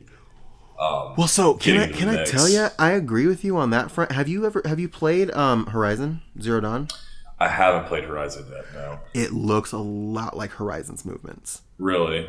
Yeah, which is why like it's very Guerrilla in its movements as well. So I think like he definitely used a modified version of like I think he tried to tweak it to make it a lot like the Fox engine. But like if you've played Horizon, just looking at the combat and like the movement and stuff, it looks like Horizon. Huh. To me at least, I could like people might look over it. Feel differently, but yeah, he sneaks up and hog ties a Monsters Inc. bully. Yeah, it's fucking cool shit. Like, yeah, it's really cool. So he hog ties this guy, and like you can so and here's my other thing is, so inside of all these lockers you can hack into these lockers and recover these items that were stolen from these players, which means like, so my thought is if you don't immediately go after that and say another player goes to this encampment, there's a chance that you may never get your stuff back, right? Yeah, I would assume so. Yeah, which is like, holy shit, that's a risk. Yeah, it's rough. I guess that's why it's important to kind of make sure that you optimize weight and distribution as well as you can, so you can move as quick as possible. But he finds something pretty nifty in here. Yeah, he finds a fucking bola gun. And he finds the speed skeleton, which helps him move faster. Yeah, so his carry capacity goes down since he's getting rid of the strength skeleton, but he can move way faster. That bola gun is really cool. It's super cool. There's a real life equivalent of that, like right now. And yeah, like you can get a fucking bola gun. It's rad. I'd never seen one until like the other day. I was like, holy shit, this exists! Oh my god. Yeah, dude. I want a bola gun. You know, everybody's talking about like Second Amendment. Don't take my guns. I don't need a handgun. Give me a fucking bola gun. Give me a bola gun. I'll take a bola gun all day. Fuck. But yeah, so he uses this to like hogtie a couple dudes, and then he does some like hand-to-hand combat and throws a straight up yeets fucking briefcase at a just guy. Yeets a briefcase at someone's dome. Which he did that in the first trailer that was like the release date trailer, but like it's still fucking funny. It's so funny. It's visceral too, man. It's very John Wick. Yes. It's just fucking yeeting a briefcase at a dude's dome to knock him out. It's so fucking awesome. It looked like he'd already punched him, or the guy was like off balance, and so he's coming back up. And when he came back up, there was just a briefcase coming for his temple. But yeah, after he yeets this briefcase, he like uses the speed skeleton to catch up with one of their trucks and steals it, but they electrocuted it, and then he kind of like falls out, and the truck gets you can't use the truck anymore. Which Hideo uses this to be like, hey, there's going to be other better quality like Bridges trucks you'll be able to use later to transport cargo, which is actually pretty cool. Yeah. But yeah, so he gets out of the truck, and then he starts just running away. Yep. Because what happens is these guys will throw like electrified spears at you that stun you, and then will let them steal your items. Because again, they're not trying to kill you. Their goal isn't to kill you. They would just want your shit. Right. So they're trying to like stun you and steal your shit. And so he's avoiding this stuff, and then he does like a running jump over this chasm to get away from them, which was so cool. Which is like, it's super cool. The animation on the jump looks super unpolished and weird. It does like that. It does that. It's like he moves so far so quickly without and like any his kind of real footing movement. never quite makes it where it's supposed to make it. No, and it's very like, it's very janky. I think the idea of it is really cool. I just think like the you just need to tighten up the graphics on level 3 a little bit. There is what you need to do. But yeah, he makes this jump, and then there are these like red like flashing lights in the ground that indicate where their territory is. If you get past that territory, they won't follow you. Yeah, you're good, which is weird to me. Yeah, it is super weird, but it is what it is. I mean, it's like kind of like it's kind of like you're escaping from the police in GTA, I guess. Right. But you're conveniently next to a charging station whenever you get across. Yeah, and this is something different from the umbrella that repairs your stuff, but like your skeletons need recharging, and these towers will recharge your skeletons. Yeah. Then we get to the fun part of this. Yeah, the fun part, which quote fun. I've got some things to say about this boss. But yeah, so there's another jump cut. So how much? Another question is, how much time do we actually skip? Right. And you get to an abandoned city where Hideo says there are these things called chiral crystals that grow on the quote other side that can be collected when it rains and power things like they said they power your floating cargo and can even quote build highways, which is interesting. Yeah. I like as you're walking, the rain turns black. Yes. Which was metal as fuck. Atmosphere is great. It's so great. If the controller doesn't vibrate slightly when you get goosebumps, I'm going to be angry. Yeah, it would definitely add to it. Like the screen gets really weird and this ominous noise plays, and that is Sam getting goosebumps when he senses BTs. And the pata pata, this is when we discover this thing is called the Odradek sensor, or the pata pata. It's flat. It starts flapping, and it's detecting BTs. And Sam wouldn't be able to see the BTs, no, regardless if he didn't have BB.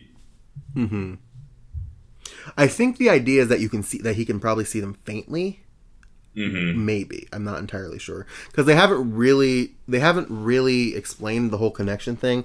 I think maybe BB is integrated into a suit, which feeds into the Pata Pata, and that's how the Pata Pata is able to detect the BTs. Oh, and so the Pata sense. Pata shifts and it expands and contracts and points in the direction that the BTs are, and that's how you're able to avoid them. But as a I guess as like a conceit of video games, like we can see them, right? So I think that's probably what it is. I might be wrong. Again, who fucking knows with this game. But yeah, you can't. But we do know you can't see them while moving. Right. Yeah, you have to stop and hold your breath. This is also when we figure out that like there are different kinds of BTs. So the wispy ones that we've seen that float around are called gazers, and they can't see you, but they sense sound. So you have to move slowly and hold your breath to get past them. But again, like Cole said, you can't see them when you're moving. So if you're still, they kind of appear in the sky and you can see them. But if you're moving, then they disappear. And this is also where it gets really fucking weird. Yes. As far as combat. Yes. Because you can infuse your bola gun with your own blood. Uh-huh. And then by infusing the bola gun with your blood, you can then attack the BTs. Because there's something about Sam's blood that makes them tangible, I suppose, I guess. I guess my question here is like, why the fuck would you want to fuck with these guys? Why wouldn't you just sneak past them every time? Yeah, like why? Like no, go away. Like there's nothing to gain from them. Because there's like 5 of them, and they descend upon him so quickly.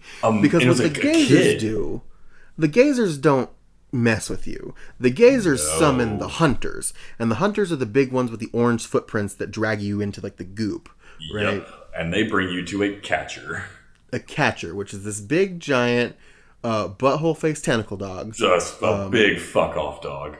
Yeah, just a really big fuck off dog, which Hideo says, mind you, this is not even the biggest or the most dangerous version of the catcher. Which, hooray! Yeah, great. This giant eldritch horror staring me down is quote unquote weak. Yes. I legitimately call this thing in my notes a giant BT butthole face tentacle dog before I had the context of what it actually was. I mean, because that's what it looks like. That's what it looks like.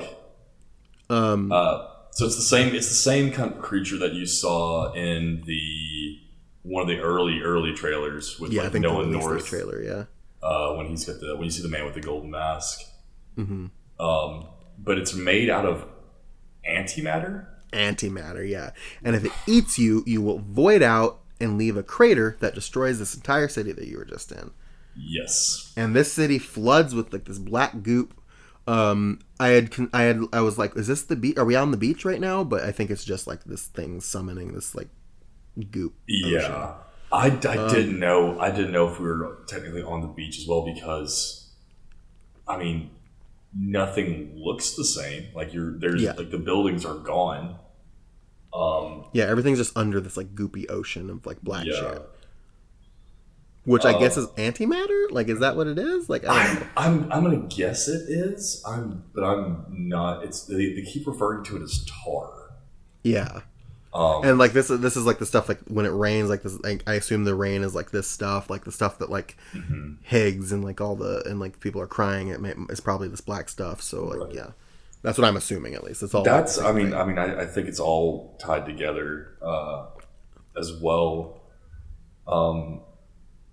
But you keep using your blood to fight this thing, as well as some other things. Mm-hmm. So this is my beef with the thing with the battle. It's like, my question is, are there other like more creative ways to deal with this if you have to do it? Because what it seemed like to me was, I'm just gonna throw grenades at this thing until I run out of grenades, and then hopefully a player has some shit for me, right? Right. Yeah. Because this is very Dark Souls and Bloodborne in that, again, you run out of equipment, and you can summon another player who is online to help you, and this white like figure comes up, which is another player, and throws equipment and gives you like more grenades, and I think they give you a gun of some kind. Yeah, and like cheers you on. And then after you throw enough grenades, and then there's like a gun, like you shoot him with a gun like a little bit, and the catcher evaporates into the sky, and all the tar drains, and then the city's back to the way it was. Gives you some chiral crystals as a reward. Yeah, and so I'm curious as to is this just the lot? Like, okay, I brought 5 grenades with me, and now I have to deal with a catcher. Like, is that like right? What other ways are there to do bosses? Because if it's just doing this, that's going to get real old real fast. Yeah. Well, you would think with like, because the environment around you is constantly shifting, that there would be something that you could use to your advantage there. Mm-hmm. Whether that be, finding a way to use a car as like, some kind of barrier in between you and the catcher, which he kind of does. Mm-hmm. Yeah, he gets up on like these buildings during the battle. And like is elevated for a little bit, but then like the catcher will destroy the building, so he has to jump to the next building, and it's like this weird like cat and mouse game. Yeah. Like, can you set up traps for them? Like, what can you do? Yeah, see, that would be cool. Like if they implemented kind of like a Monster Hunter element to these kind of fights, I'm gonna be all about it. Just because I love that kind of style of game where you against some giant kaiju looking thing. Right. Which is just your wits and some like open area, Yeah, pretty much. Or your wits and some grenades made out of whatever drains off of him in the shower and whatever is collected from the suit. Yeah. Yeah. So we're it's all very there's a lot of like what ifs for me about like combat. Yeah, so I mean, it's just like I think I'm so curious about combat because we've seen so little of it. It's what we've seen the least of. Yeah, like I know that you're a delivery man. I want to know what like gameplay is. How does this delivery man protect himself? Mm-hmm. He yeets. Can I yeet a suitcase at a catcher? I hope so, because I'm gonna do it. I'm a gonna. You can't stop me, Hideo. I'm gonna yeet a suitcase at a catcher. You can't fucking stop me. The suitcase is full of weights, my guy. I'm taking this to a guy in Jersey right now. Fugazi, I'm gonna yeet a suitcase full of weights at a guy. I'm gonna yeet it at Cliff. My man Cliff over here, I'm gonna yeet a suitcase full of weights at Cliff. See over here? I'm gonna yeet a suitcase at Higgs. I don't give a shit. Fucking Amelie, you want this shit? I'll yeet a suitcase of weights at you, bitch. What do you want? Fuck. I'm walking here. I'm Christopher Walken here. But you after all this, Hideo is just like, this is the entire time he's just you might as well have just like put him on repeat. You're alone, but you're not alone. This is what Strand means. Do you get it? Huh? Do you get it? Strand game? Do you get it? Do you get it? And this poor girl who's with him is just like, yeah, I get it. Of course. Yeah, for sure. Oh no. I mean, that's got to be that had to have been a rough interview. It had to have been, and we'll talk about this a little bit. Like, well, no, we can just talk about it now. He at the end, he apologizes to these people. It's like, I'm sorry for making you stand for 49 minutes, and like these people who are standing watching this, is like, we just stood for an hour to watch this shit. It was Death Stranding over there. Yeah, that's right.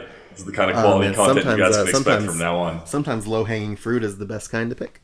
Oh, it is. But it had to have just been miserable. I mean, he says it up front, Mm-hmm. I'm assuming these guys are not expecting an hour-long presentation. Maybe 30 minutes, at the most. Yeah. There are very few things that I'll stand for almost an hour for. Very few. Shake Shack, maybe. A concert, probably. Yeah. But, I don't want to stand for an hour to watch 50 minutes of Death Stranding. You know what I mean? No. I was literally lying in bed watching it. So, yeah, same. It's the best place to do it. It's the best place to do it. It's probably where I'm going to play it too, which is also a great place to do that. But no, I mean, just having to be as peppy as she was. I mean, she did a fantastic job. Yeah, for sure. I mean, at the very end, he was like, well, that's not a great response. I was like, you made them stand for an hour, Chief. Calm down. I mean, hell. And she's like, no, it was a great response. What are you talking about? And he's like, yeah, they clapped at all. You made them stand for an hour. They were clapping because they didn't have to fucking stand anymore. Yeah. I don't know. I swear I do really enjoy Hideo Kojima's work. I really promise. Truly. I do. I get, like, so here's my overall thing right now is that, like, I get the feeling that I'm going to, I mean, you know, pending disaster, I'm going to at least enjoy this game. Yeah, no, for sure. It's just so, like, there's a lot of what he's saying and doing about this game is so very high-minded and, like, very, like snooty a little bit, and you know, I don't really want to get into this whole like Twitter thing where he's like his Twitter he needs to fire his English translator for Twitter and get somebody else who actually can articulate what he's actually saying, because his English Twitter makes him sound like a dick, and I don't think it's actually what he is saying in Japanese. No. So, you know, I don't want to get into that whole thing. I think he's means well, I think, and it's getting blown out of proportion. But, like, I don't know. Yeah. That doesn't stop the fact that he is actually saying some real weird kind of high-minded bullshit about this game and, like, himself, and it's just super weird. Yeah. I mean, he's got... The thing about Hideo Kojima is that he has the kind of chops to kind of back that up. Like... Yeah. I mean, the guy... He's good. The way the Discord, actually, we had a conversation with some people about this in the Discord a while back, and it was like, the thing about Hideo Kojima is that, like, even his worst thing is still, like, decent. Like, 5 isn't, like, the best game, but, like, I did have fun playing most of it, you know what I mean? Like, his worst is still good. Yeah, his worst was still put up for Game of the Year. Yeah. I mean... That's... My only thing is that I just hope against hope that, like, it wasn't just Konami, like, with the fucking like leash holding him from fucking, like, flying off into the fucking stratosphere with his shit. Like, that's what I'm hoping. I'm hoping he has, like, some form of restraint. I hope there are people at Kojima Productions that can, like, help him reel in his, like, ambition, because I think that I think his ambition is going to be what fucking kills him. Like, not literally, I hope, but but what will inevitably cause the company a lot of problems down the road. Yeah, I know. I hear exactly what you're saying, and I agree. Just because this is such a big game. I mean, he's trying to do so much with this one game, and then couple that with the fact that he's already talking about a sequel for it, and couple that with the fact that he says he doesn't know what it's about. Yeah. That he doesn't completely understand it. It's like, I don't, man. And I feel like I'm making it, my guy. Like, you gotta. I feel like I'm gotta have some basic understanding of it, please. I feel like I'm riding that last point a little hard. I'm sure, you know, I could probably have some flack for that, but at the same time, I want you. You are this famous director and game designer that I have, you know, thought very highly of for many years, you know, at least 2 decades now. Know what you're doing. You know, we trust your ambition, or at least I trust your ambition, but know what direction you want to go in. Yeah, and you know, and a lot of it could just be Hideo being Hideo, right? Where he just kind of says a thing that's, like, very, like, you know, yeah. But, like, a better way to phrase that would have been, like, if somebody comes up to me and, like, I'm creating something, or, like, I'll use Alessio as an example since he's not here to defend himself. Say, Are You All Right? We've talked about his movie Are You All Right? He filmed it and everything. Mm-hmm. Say he is getting ready to release Are You All Right to the public, and somebody comes up to him and says, "Hey, what is this movie about?" And Alessio says, "I don't really know. I hope that you guys understand what it's about, and then you can tell me," you know. He would get so much shit for that, right? I would give him shit for that. Like, dude, what are you doing? Immediately. But a better way to phrase that would be like, I have my ideas and thoughts and dreams about what this game is about, or what this movie is about, or whatever. But I prefer to save those and let the player interpret what they think it's about, which is all of pop culture anyway. It's just, there's a more political way to say I don't fucking know. Yeah, you have a subjective experience. Everyone has a subjective experience when it comes to the game. You know, you are going to experience it different than another player. So in a weird way, I can't say I have no idea what the game is about because I don't know what your game will be about. But there is an overarching like storyline here. Yeah, and you know what? That's another great way to instill confidence in people, as opposed to saying, "Even I don't know." Like there's better ways, and I'm gonna be honest with you. I think maybe we're being like I'm not gonna we might be being a little bit obtuse about it because that's probably what he meant. Sure. But he just he needs to be more. He needs to be better at saying those things. Yeah. He should know better at this point for just being in the industry for as long as he has been. Being in the industry, being a developer who's been under such scrutiny for so long and is maybe under the most scrutiny of his career right now. I would agree with that wholeheartedly. Because he needs, it's not that he needs a win, but a win would be just a huge hit to just one big middle finger to Konami. Yeah. Essentially. So again, I hope for the best for him and for this, but we'll see what happens. He just needs to, he either needs to stop talking and just let it speak for itself at this point, or he needs to be better at talking about it. Yeah, I can agree with that. But Sam, what does our boy do after he leaves this fight? Oh man, he beats this chase where we get another big skip, and then we're in the mountains again, and you can take a bath. This isn't a fucking bath, Hideo. In a fucking weird, like, beyond murky hot spring. And he gets naked, still no dick, though, and gets in this hot spring with BB. And yeah. So you can take baths to, like, replenish your stamina, and these hot springs that are kind of scattered around the map have different effects. So this one actually recharges the batteries. And you can sing in the bath and to BB and make BB happy, and BB will, like, swim around in his little tank.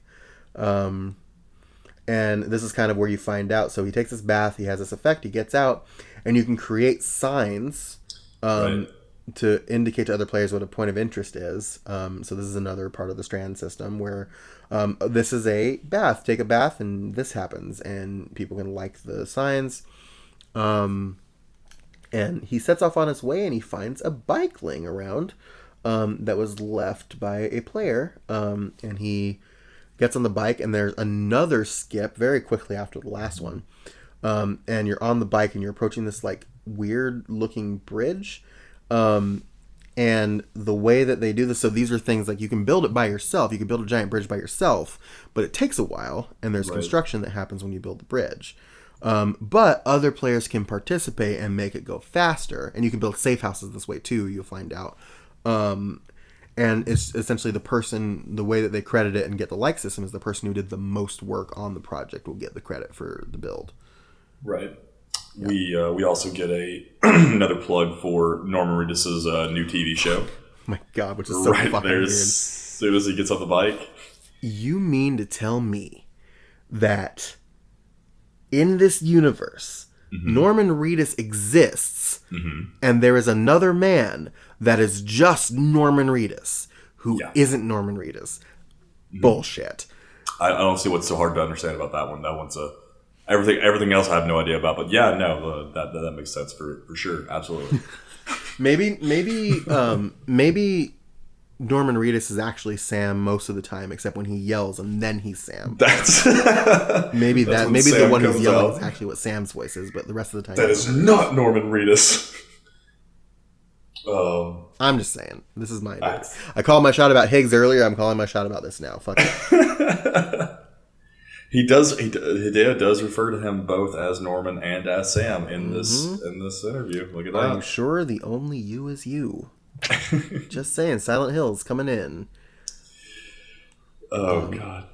But yeah, so you take the bike and you get to this like sign. Another person has left a sign saying that like you can't take the bike this way. Which like if I saw that sign and it says no bikes beyond this point, it's not gonna work. I'm gonna be like, fuck you, I'm taking my bike. So I We'll tried. see. And Hideo actually does mention that fact. Is like some people will try to take the bike and that's okay too. I was like, yeah, you're goddamn right. I'm taking my bike if I can. Of course I'm gonna take the bike. I'm just gonna leave it here? No.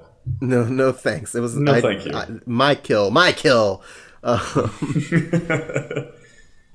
yeah, so this like music starts playing and Sam crests this huge hill, and there's this large facility in the distance, which is Port Knot City. This is where you're going. You're supposed to cry at this point, apparently. Oh my god! Hideo says to walk carefully and take in the scenery as you quote choke back tears. Yes. From both the drama and the scenery. Yeah. And which admittedly the music and like the scenery is beautiful. It's gorgeous, yeah. It's beautiful. I don't know if it would make me have to choke back tears. I don't know if it's tear jerking by any means, but they also he also mentions like if you use the bike it would be a shame because you couldn't appreciate the moment, you might get there too fast. No, I've been walking for 4 hours. Let me get there. I will say the person controlling the camera during this segment needs to be fucking fired. Oh my god, just because they keep on whipping lethargic. around. Yeah, just all around. And I suppose it's to give you the best view of the landscape as possible. Yeah, I guess, but like fucking come, like show me where I'm going. I don't care. Yeah. If I want landscape, I live agree. in the fucking Pacific Northwest. I'll look out a window. I'll see some landscape. Fuck you.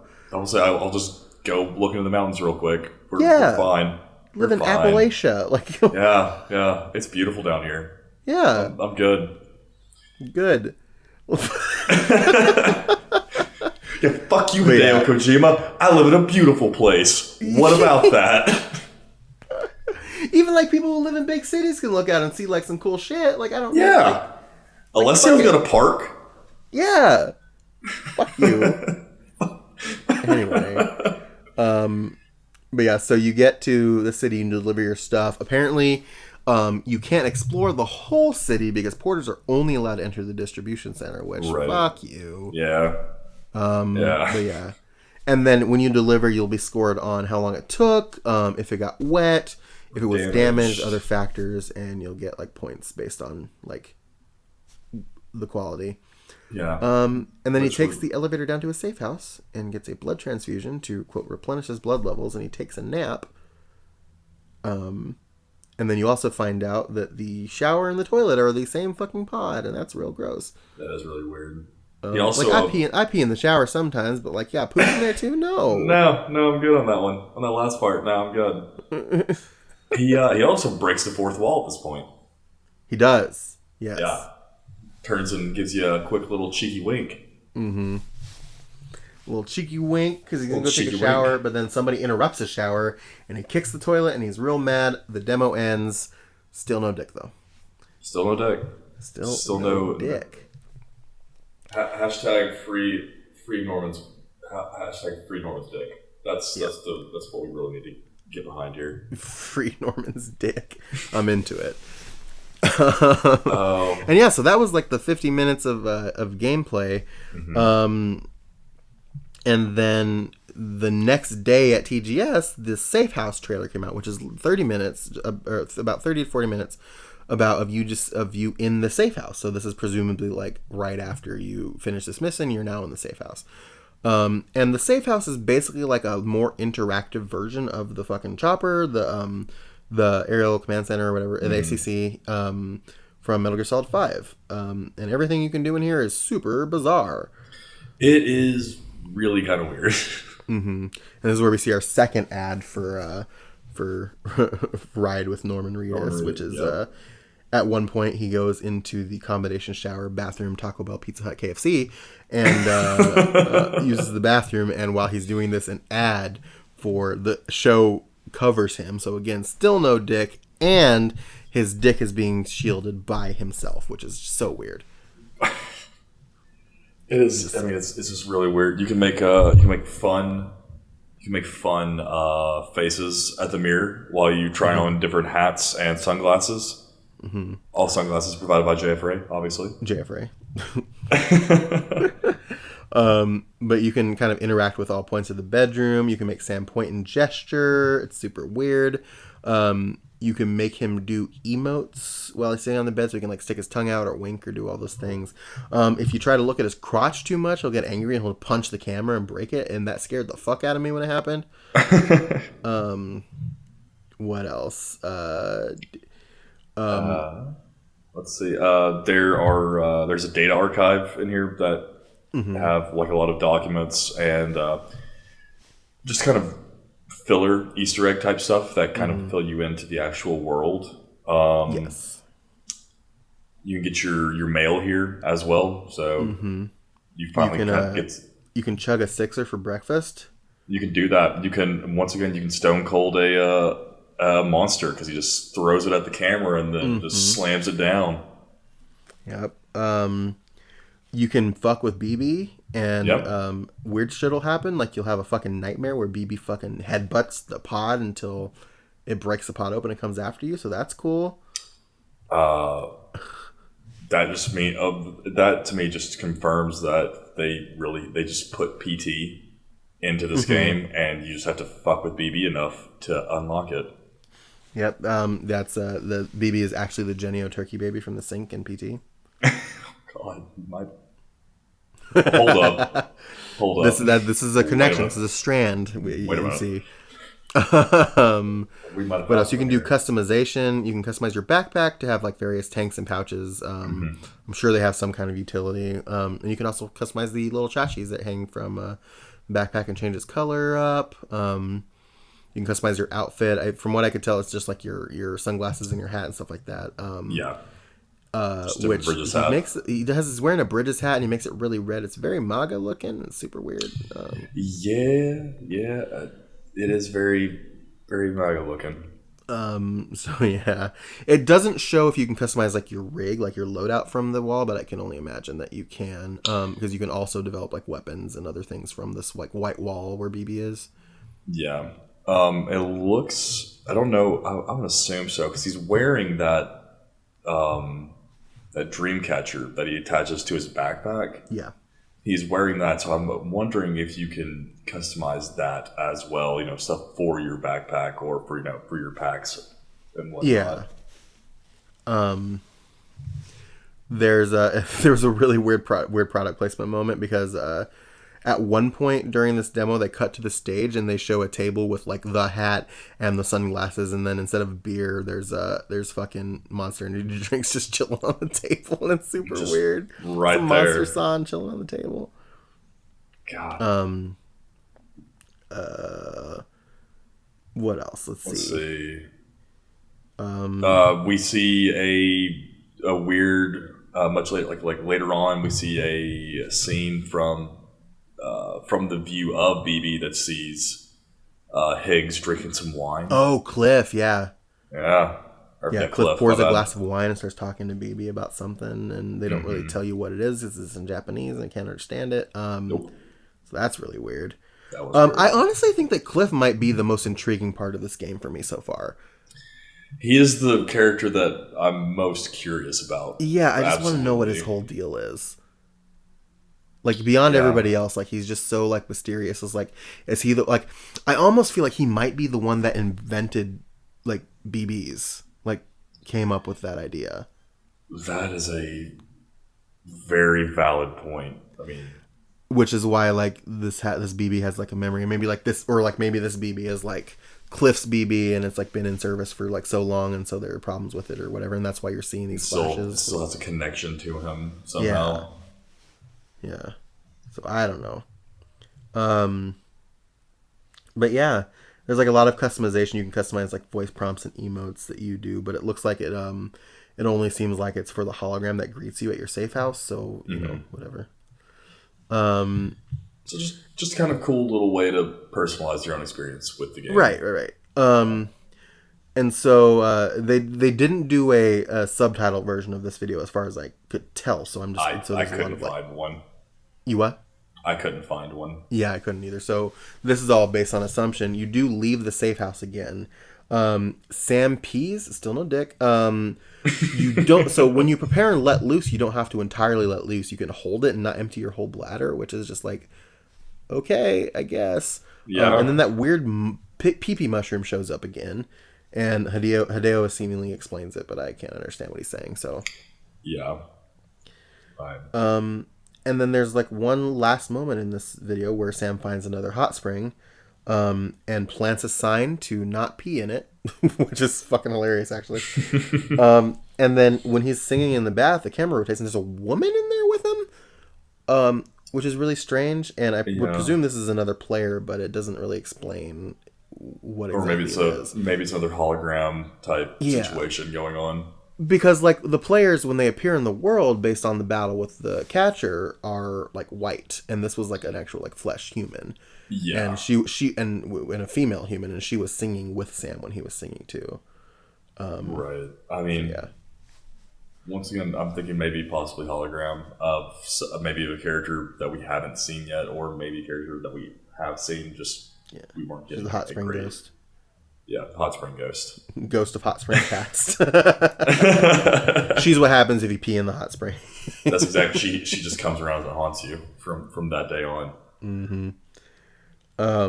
So that's the safe house trailer. Most of the stuff you can do in there is very bizarre. It's like it's basically like your ACC. There's like a whole like menu in there where you can customize your stuff and do your pre-mission things and develop weapons and materials and stuff like that. So this is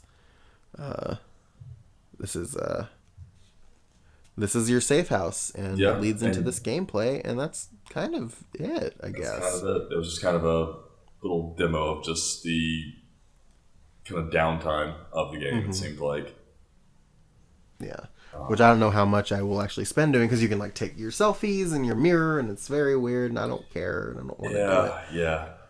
I mean, I'll look around for a little bit, but as opposed to.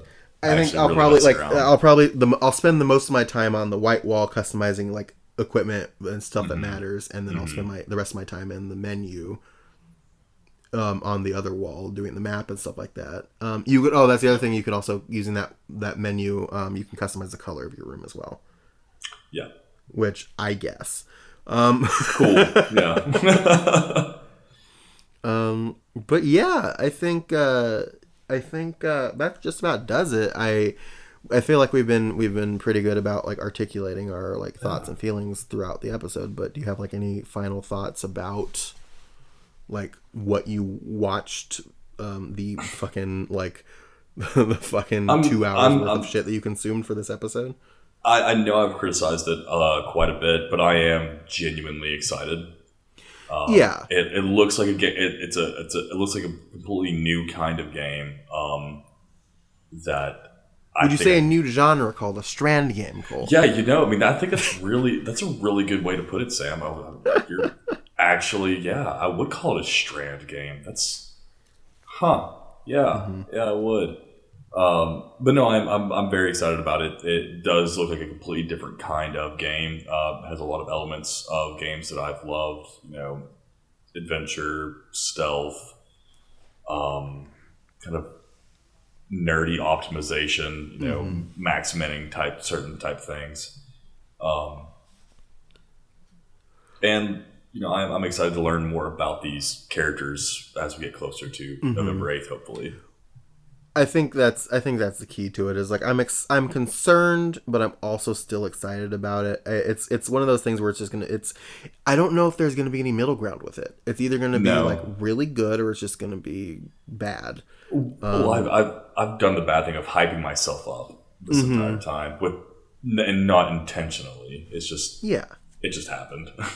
Exactly. I mean, and that's gonna happen sometimes. You can't really help it. But I'm trying to like measure and I think that might be why. Because I if you ask some of the people in the Discord, I may be taking like kind of like a hard line, like no, this game sucks take on it. That's not what I'm intending to do. I think a lot of it is just me trying to take everything as I see it and creating like a measured reaction to everything. Because if it isn't the best, like if I have this reaction, it's like, okay, well, yeah, I called this, but like if it's really great, then maybe I will have my mind blown, and that's kind of the best you can hope for. Yeah. So I'm I'm excited, but I'm concerned, and I think that's normal. I think it's healthy. You should be. I mean, yeah. I don't know. I just hope I hope that it's not like, I don't know. I've discussed this again with Alessio before, where it's just like one of the reasons why I wasn't able to get into Red Dead was there was just so much walking and meandering in between things, and I just I just want to get to the thing and do the next thing. There's no clear cut goal immediately happening. Right, and so like I'm worried. It's just like the gameplay trailer was 49 minutes with jump cuts. How much of that, like, is it more like a couple of hours with jump cuts, and is most of that traversal?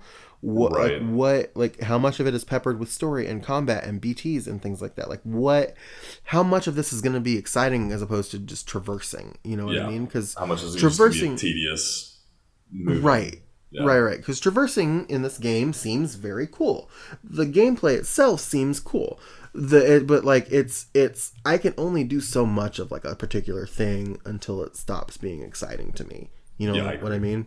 Like a game like, I'll use Kingdom Hearts as an example. Like Kingdom Hearts, the combat, you can get different abilities and stuff like that. But the combat is very like same like throughout the game. The difference is it hits hard, it hits fast, and you're boom boom boom to the next thing.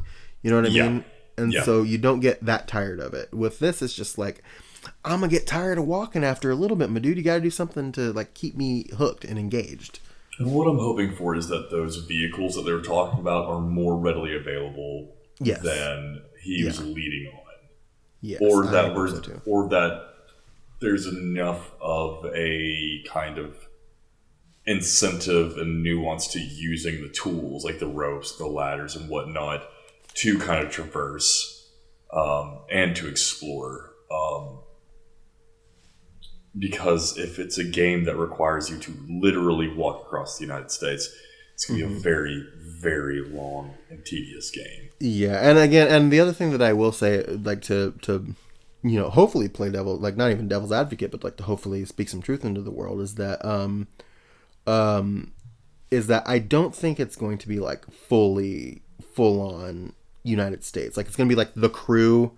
You know what I mean? Where it's just like, this is the United States, but it really takes like an hour to get to New York, to get to like Seattle from New York. Then you know what I mean? Like So probably like more like it's probably going to be more prolonged based on like what the game. You're not going to be able to go visit your old hometown taken over by BTs. Right, like it's not going to be like I won't be able to visit fucking Clayton, Ohio, during my traversal. Or maybe I will, and then that could be real bad or real good. Who knows? Yeah, who knows? I'm just going to stay away from Florida, regardless of what I do. I'm not from there, but just that motherfucker can stay disconnected as far as that's going to stay on the beach. Florida, you're staying on the beach. I'm sorry. Florida is the beach. I don't know if we have any listeners in Florida. All respect to our lovely listeners we have in Florida. You stay absolutely. You stay burnt. Move somewhere better. I mean, we're always taking applications. Please feel free to come on north. We're okay with you. Yep. I don't understand. I just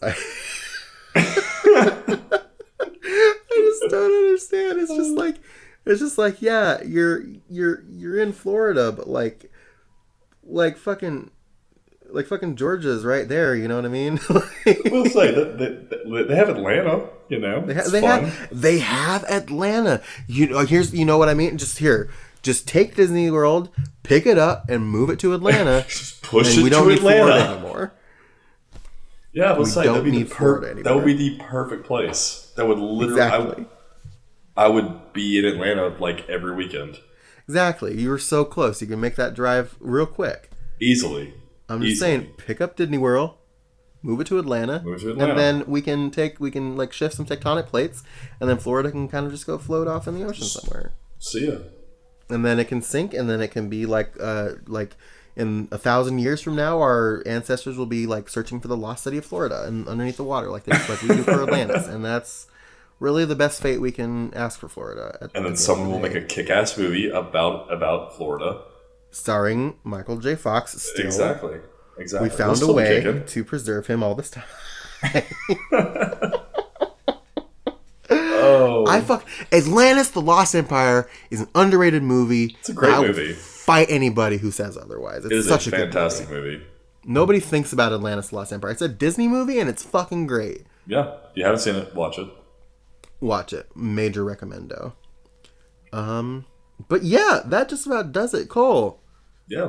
you did your first episode, full episode, like, of Metal Gear Mondays. How are you feeling? I'm feeling pretty good. That was a lot of fun.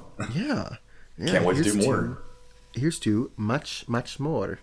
Yeah, I mean, that's it. I mean, I guess all that's left for us to do is to roll out that red carpet and talk about, our stuff that we do. So you can go to the website, metalgearmondays.com. That's where we upload literally everything. Links to all of our social media and everything is going to be there. If you hate web browsers for whatever reason, we'll give you other places you can go. One of the things you can do is you go to Patreon, which is you have to use a web browser for that, but or probably there's an app, maybe, I don't know. Yeah, there's an app. Is there an app? There is an app. Yep. All right, Metal Gear Mondays on Patreon. That's the. But I do think you have to get on a web browser to support us, though. Originally, sorry. Well, www.patreon.com/Metal Gear Mondays. You can support us on there. As little as $1 will get you access to our Discord, where we talk about some fun stuff. We've got a lovely group of people in there, and that's the case. We do have several people who support us at $1 or more that are not on the Discord, which seems silly to me. That is really odd. Because, like, come and chat. I mean, we got some fun. We got some fun people in there. We have some fun. We're mixing it up. Yeah, there's memes. There's some memes getting dropped. There's discussions being having. There's an entire channel where people post pictures of their pets. Like, yeah, it's great. What more do you fucking need, man? Check us out. And you're already giving us the money, so you might as well just do it. I mean, come on. You know what I mean? Why is my voice doing this? I don't know what I'm doing. it. What's wrong with me? I love it. Keep it up. Dr. Cole Duncan, can you help me solve my problem? You didn't know that? Cole's a doctor now. I just spoke that into the universe. So congratulations, Cole. Yep. Thank you. Thank you so much. But yeah, so little as $1 will get you into the Patreon. At $2, we also have a special extra podcast we do called the Patriot Club. With this whole transition with Alessio and everything, we're gonna try and figure out what's going on with that, because it has been a little bit since we've published an episode. But we're going to get that going again soon, and we will you'll be able to access that goodness. It's an entire other podcast where we talk about literally anything that isn't Metal Gear, and sometimes still talk about Metal Gear. So check it out if you are donating at that level or more. And there's other perks on there too. So check those out. Follow us on Twitter at Metal Gear Monday. Like us on Facebook, facebook.com/Metal Gear Mondays. Instagram, Metal Gear Mondays. We have a store where we sell shirts and other products, bit.ly/MGM store. And YouTube, Metal Gear Mondays on YouTube. We actually have a hyperlink because you guys are great, and subscribe to our YouTube channel. So please check out. We upload everything. We upload all of our episodes on YouTube. If you prefer listening that way, it's with YouTube Premium. That's becoming, I guess, a new popular way for the kids to watch YouTube or listen to podcasts. So we do that. And we're gonna hopefully start uploading like our Let's Play stuff soon. So be prepared for that. And I think that is it. Cole, where can they find you on the internet? Well, if you want to find me on the internet, you can go to Twitter at I am Cole Duncan, and then on Instagram at Subterranean Homesick Brews. It's just like the Bob Dylan song, only I don't have a great sense of humor, and so the only thing I can do is puns. Yeah, which, like, it's still probably the best social media name I've heard in a very long time. So congratulations on that. Thank you, buddy. Sam. You're welcome. You can find me on Twitter at Sanjul. That's SANJUUL. It has nothing to do with the jewels. Stop asking me. Nobody's asked me. I don't know why I said that. Is it like without jewel? Sans jewel? Sans jewels. Yeah, you have no jewels. I don't know if I've ever told the story about that name on the podcast, and I feel like with this new era, maybe I should explain it. Sure. I have some friends back in Ohio named Seth and Chris, and they invented this language called Portuguese. Not Portuguese. Portuguese. Yeah, so it's basically just adding like J's and like weird dropping syllables and adding syllables and weird things to a lot of words. And Sanjel in Portuguese is Samuel, my name. And the first time I ever heard Portuguese, Seth's my friend Cheyenne, who is dating Seth, was telling me about Portuguese, and Seth just started speaking in Portuguese. And then one day he's talking and I'm dying laughing, and he looks at me and he goes, Sanjel, Warjun, which is Samuel, what are you doing? And I just lost my fucking mind laughing at it. And I couldn't it's just like it I was laughing so hard it hurt to laugh. And I wish that I was better at speaking it, because I can't do it well. But right. I changed like my Twitter handle used to be Samwright DPS. And so was my Instagram and everything, and I changed all of my social media to be Sanjel. It's a great tag. It's so fucking. It's just like so ridiculous. It's memorable, and it's you immediately catch it. Mm-hmm. So it's just really funny. Actually, I'm going back home to Ohio in December for Christmas and New Year's, and I will hopefully be able to catch Seth and Chris speaking Portuguese. Although maybe not Chris. Once you get Chris speaking Portuguese, he does not stop speaking Portuguese, and it's the best, but it's also a curse. So, so yeah. So that's the origin of that's what Sanjel is. For those of you who do not know that story, as I don't think I've actually told that on the podcast before, which is because we've been doing this podcast for almost 4 years, and we have very undoubtedly repeated stories, but I'm pretty sure that is an untold podcast story. So. Proud. Yeah, I actually don't think you have said anything on it. All right. So episode 103, Origins. In the bag. And then also I recently, several weeks ago, started actually utilizing my YouTube channel. It's Sam Does a Thing, which I guess Jeremy Blaustein hates, but I'm sorry, Jeremy. I'm doing a thing. And my boy does things. And I do things. Like, it's not like I'm not just saying a thing. I'm doing various things, so it actually makes sense. You're doing many things. I'm sorry, Jeremy. Please forgive me. But it's called Sam Does a Thing. You can find it by searching, but there are other people that it brings up first because I don't have many subscribers.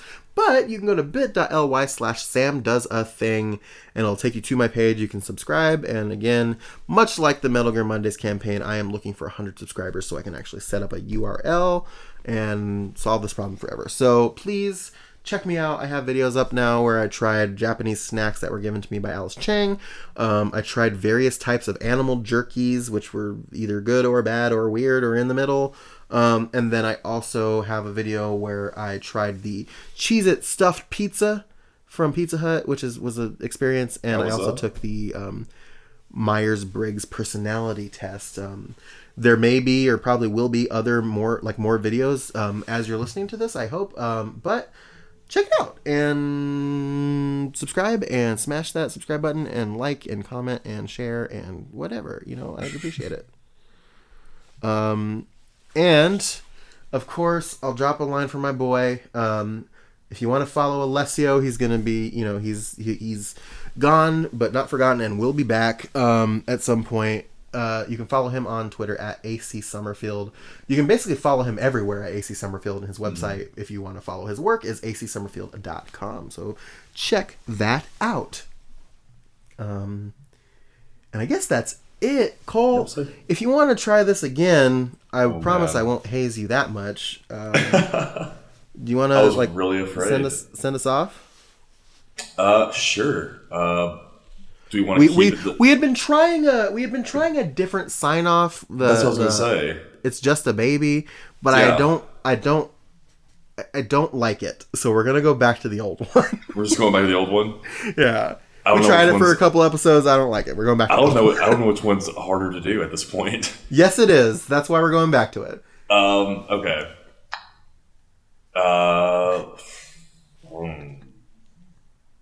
Sam. Hi, that's me. So we're playing a game all about Sam Porter Bridges, right? Uh-huh. And so he's just, walking all across Kentucky, at least we know for sure. Yeah, at the very least. Throwing litter everywhere because I guess he just doesn't care. Like a rapscallion, yeah. Like a rapscallion that he is. But then at one point he has to get into a fight, and he's got to deck some poor boy with something. What's he gonna deck that poor boy with?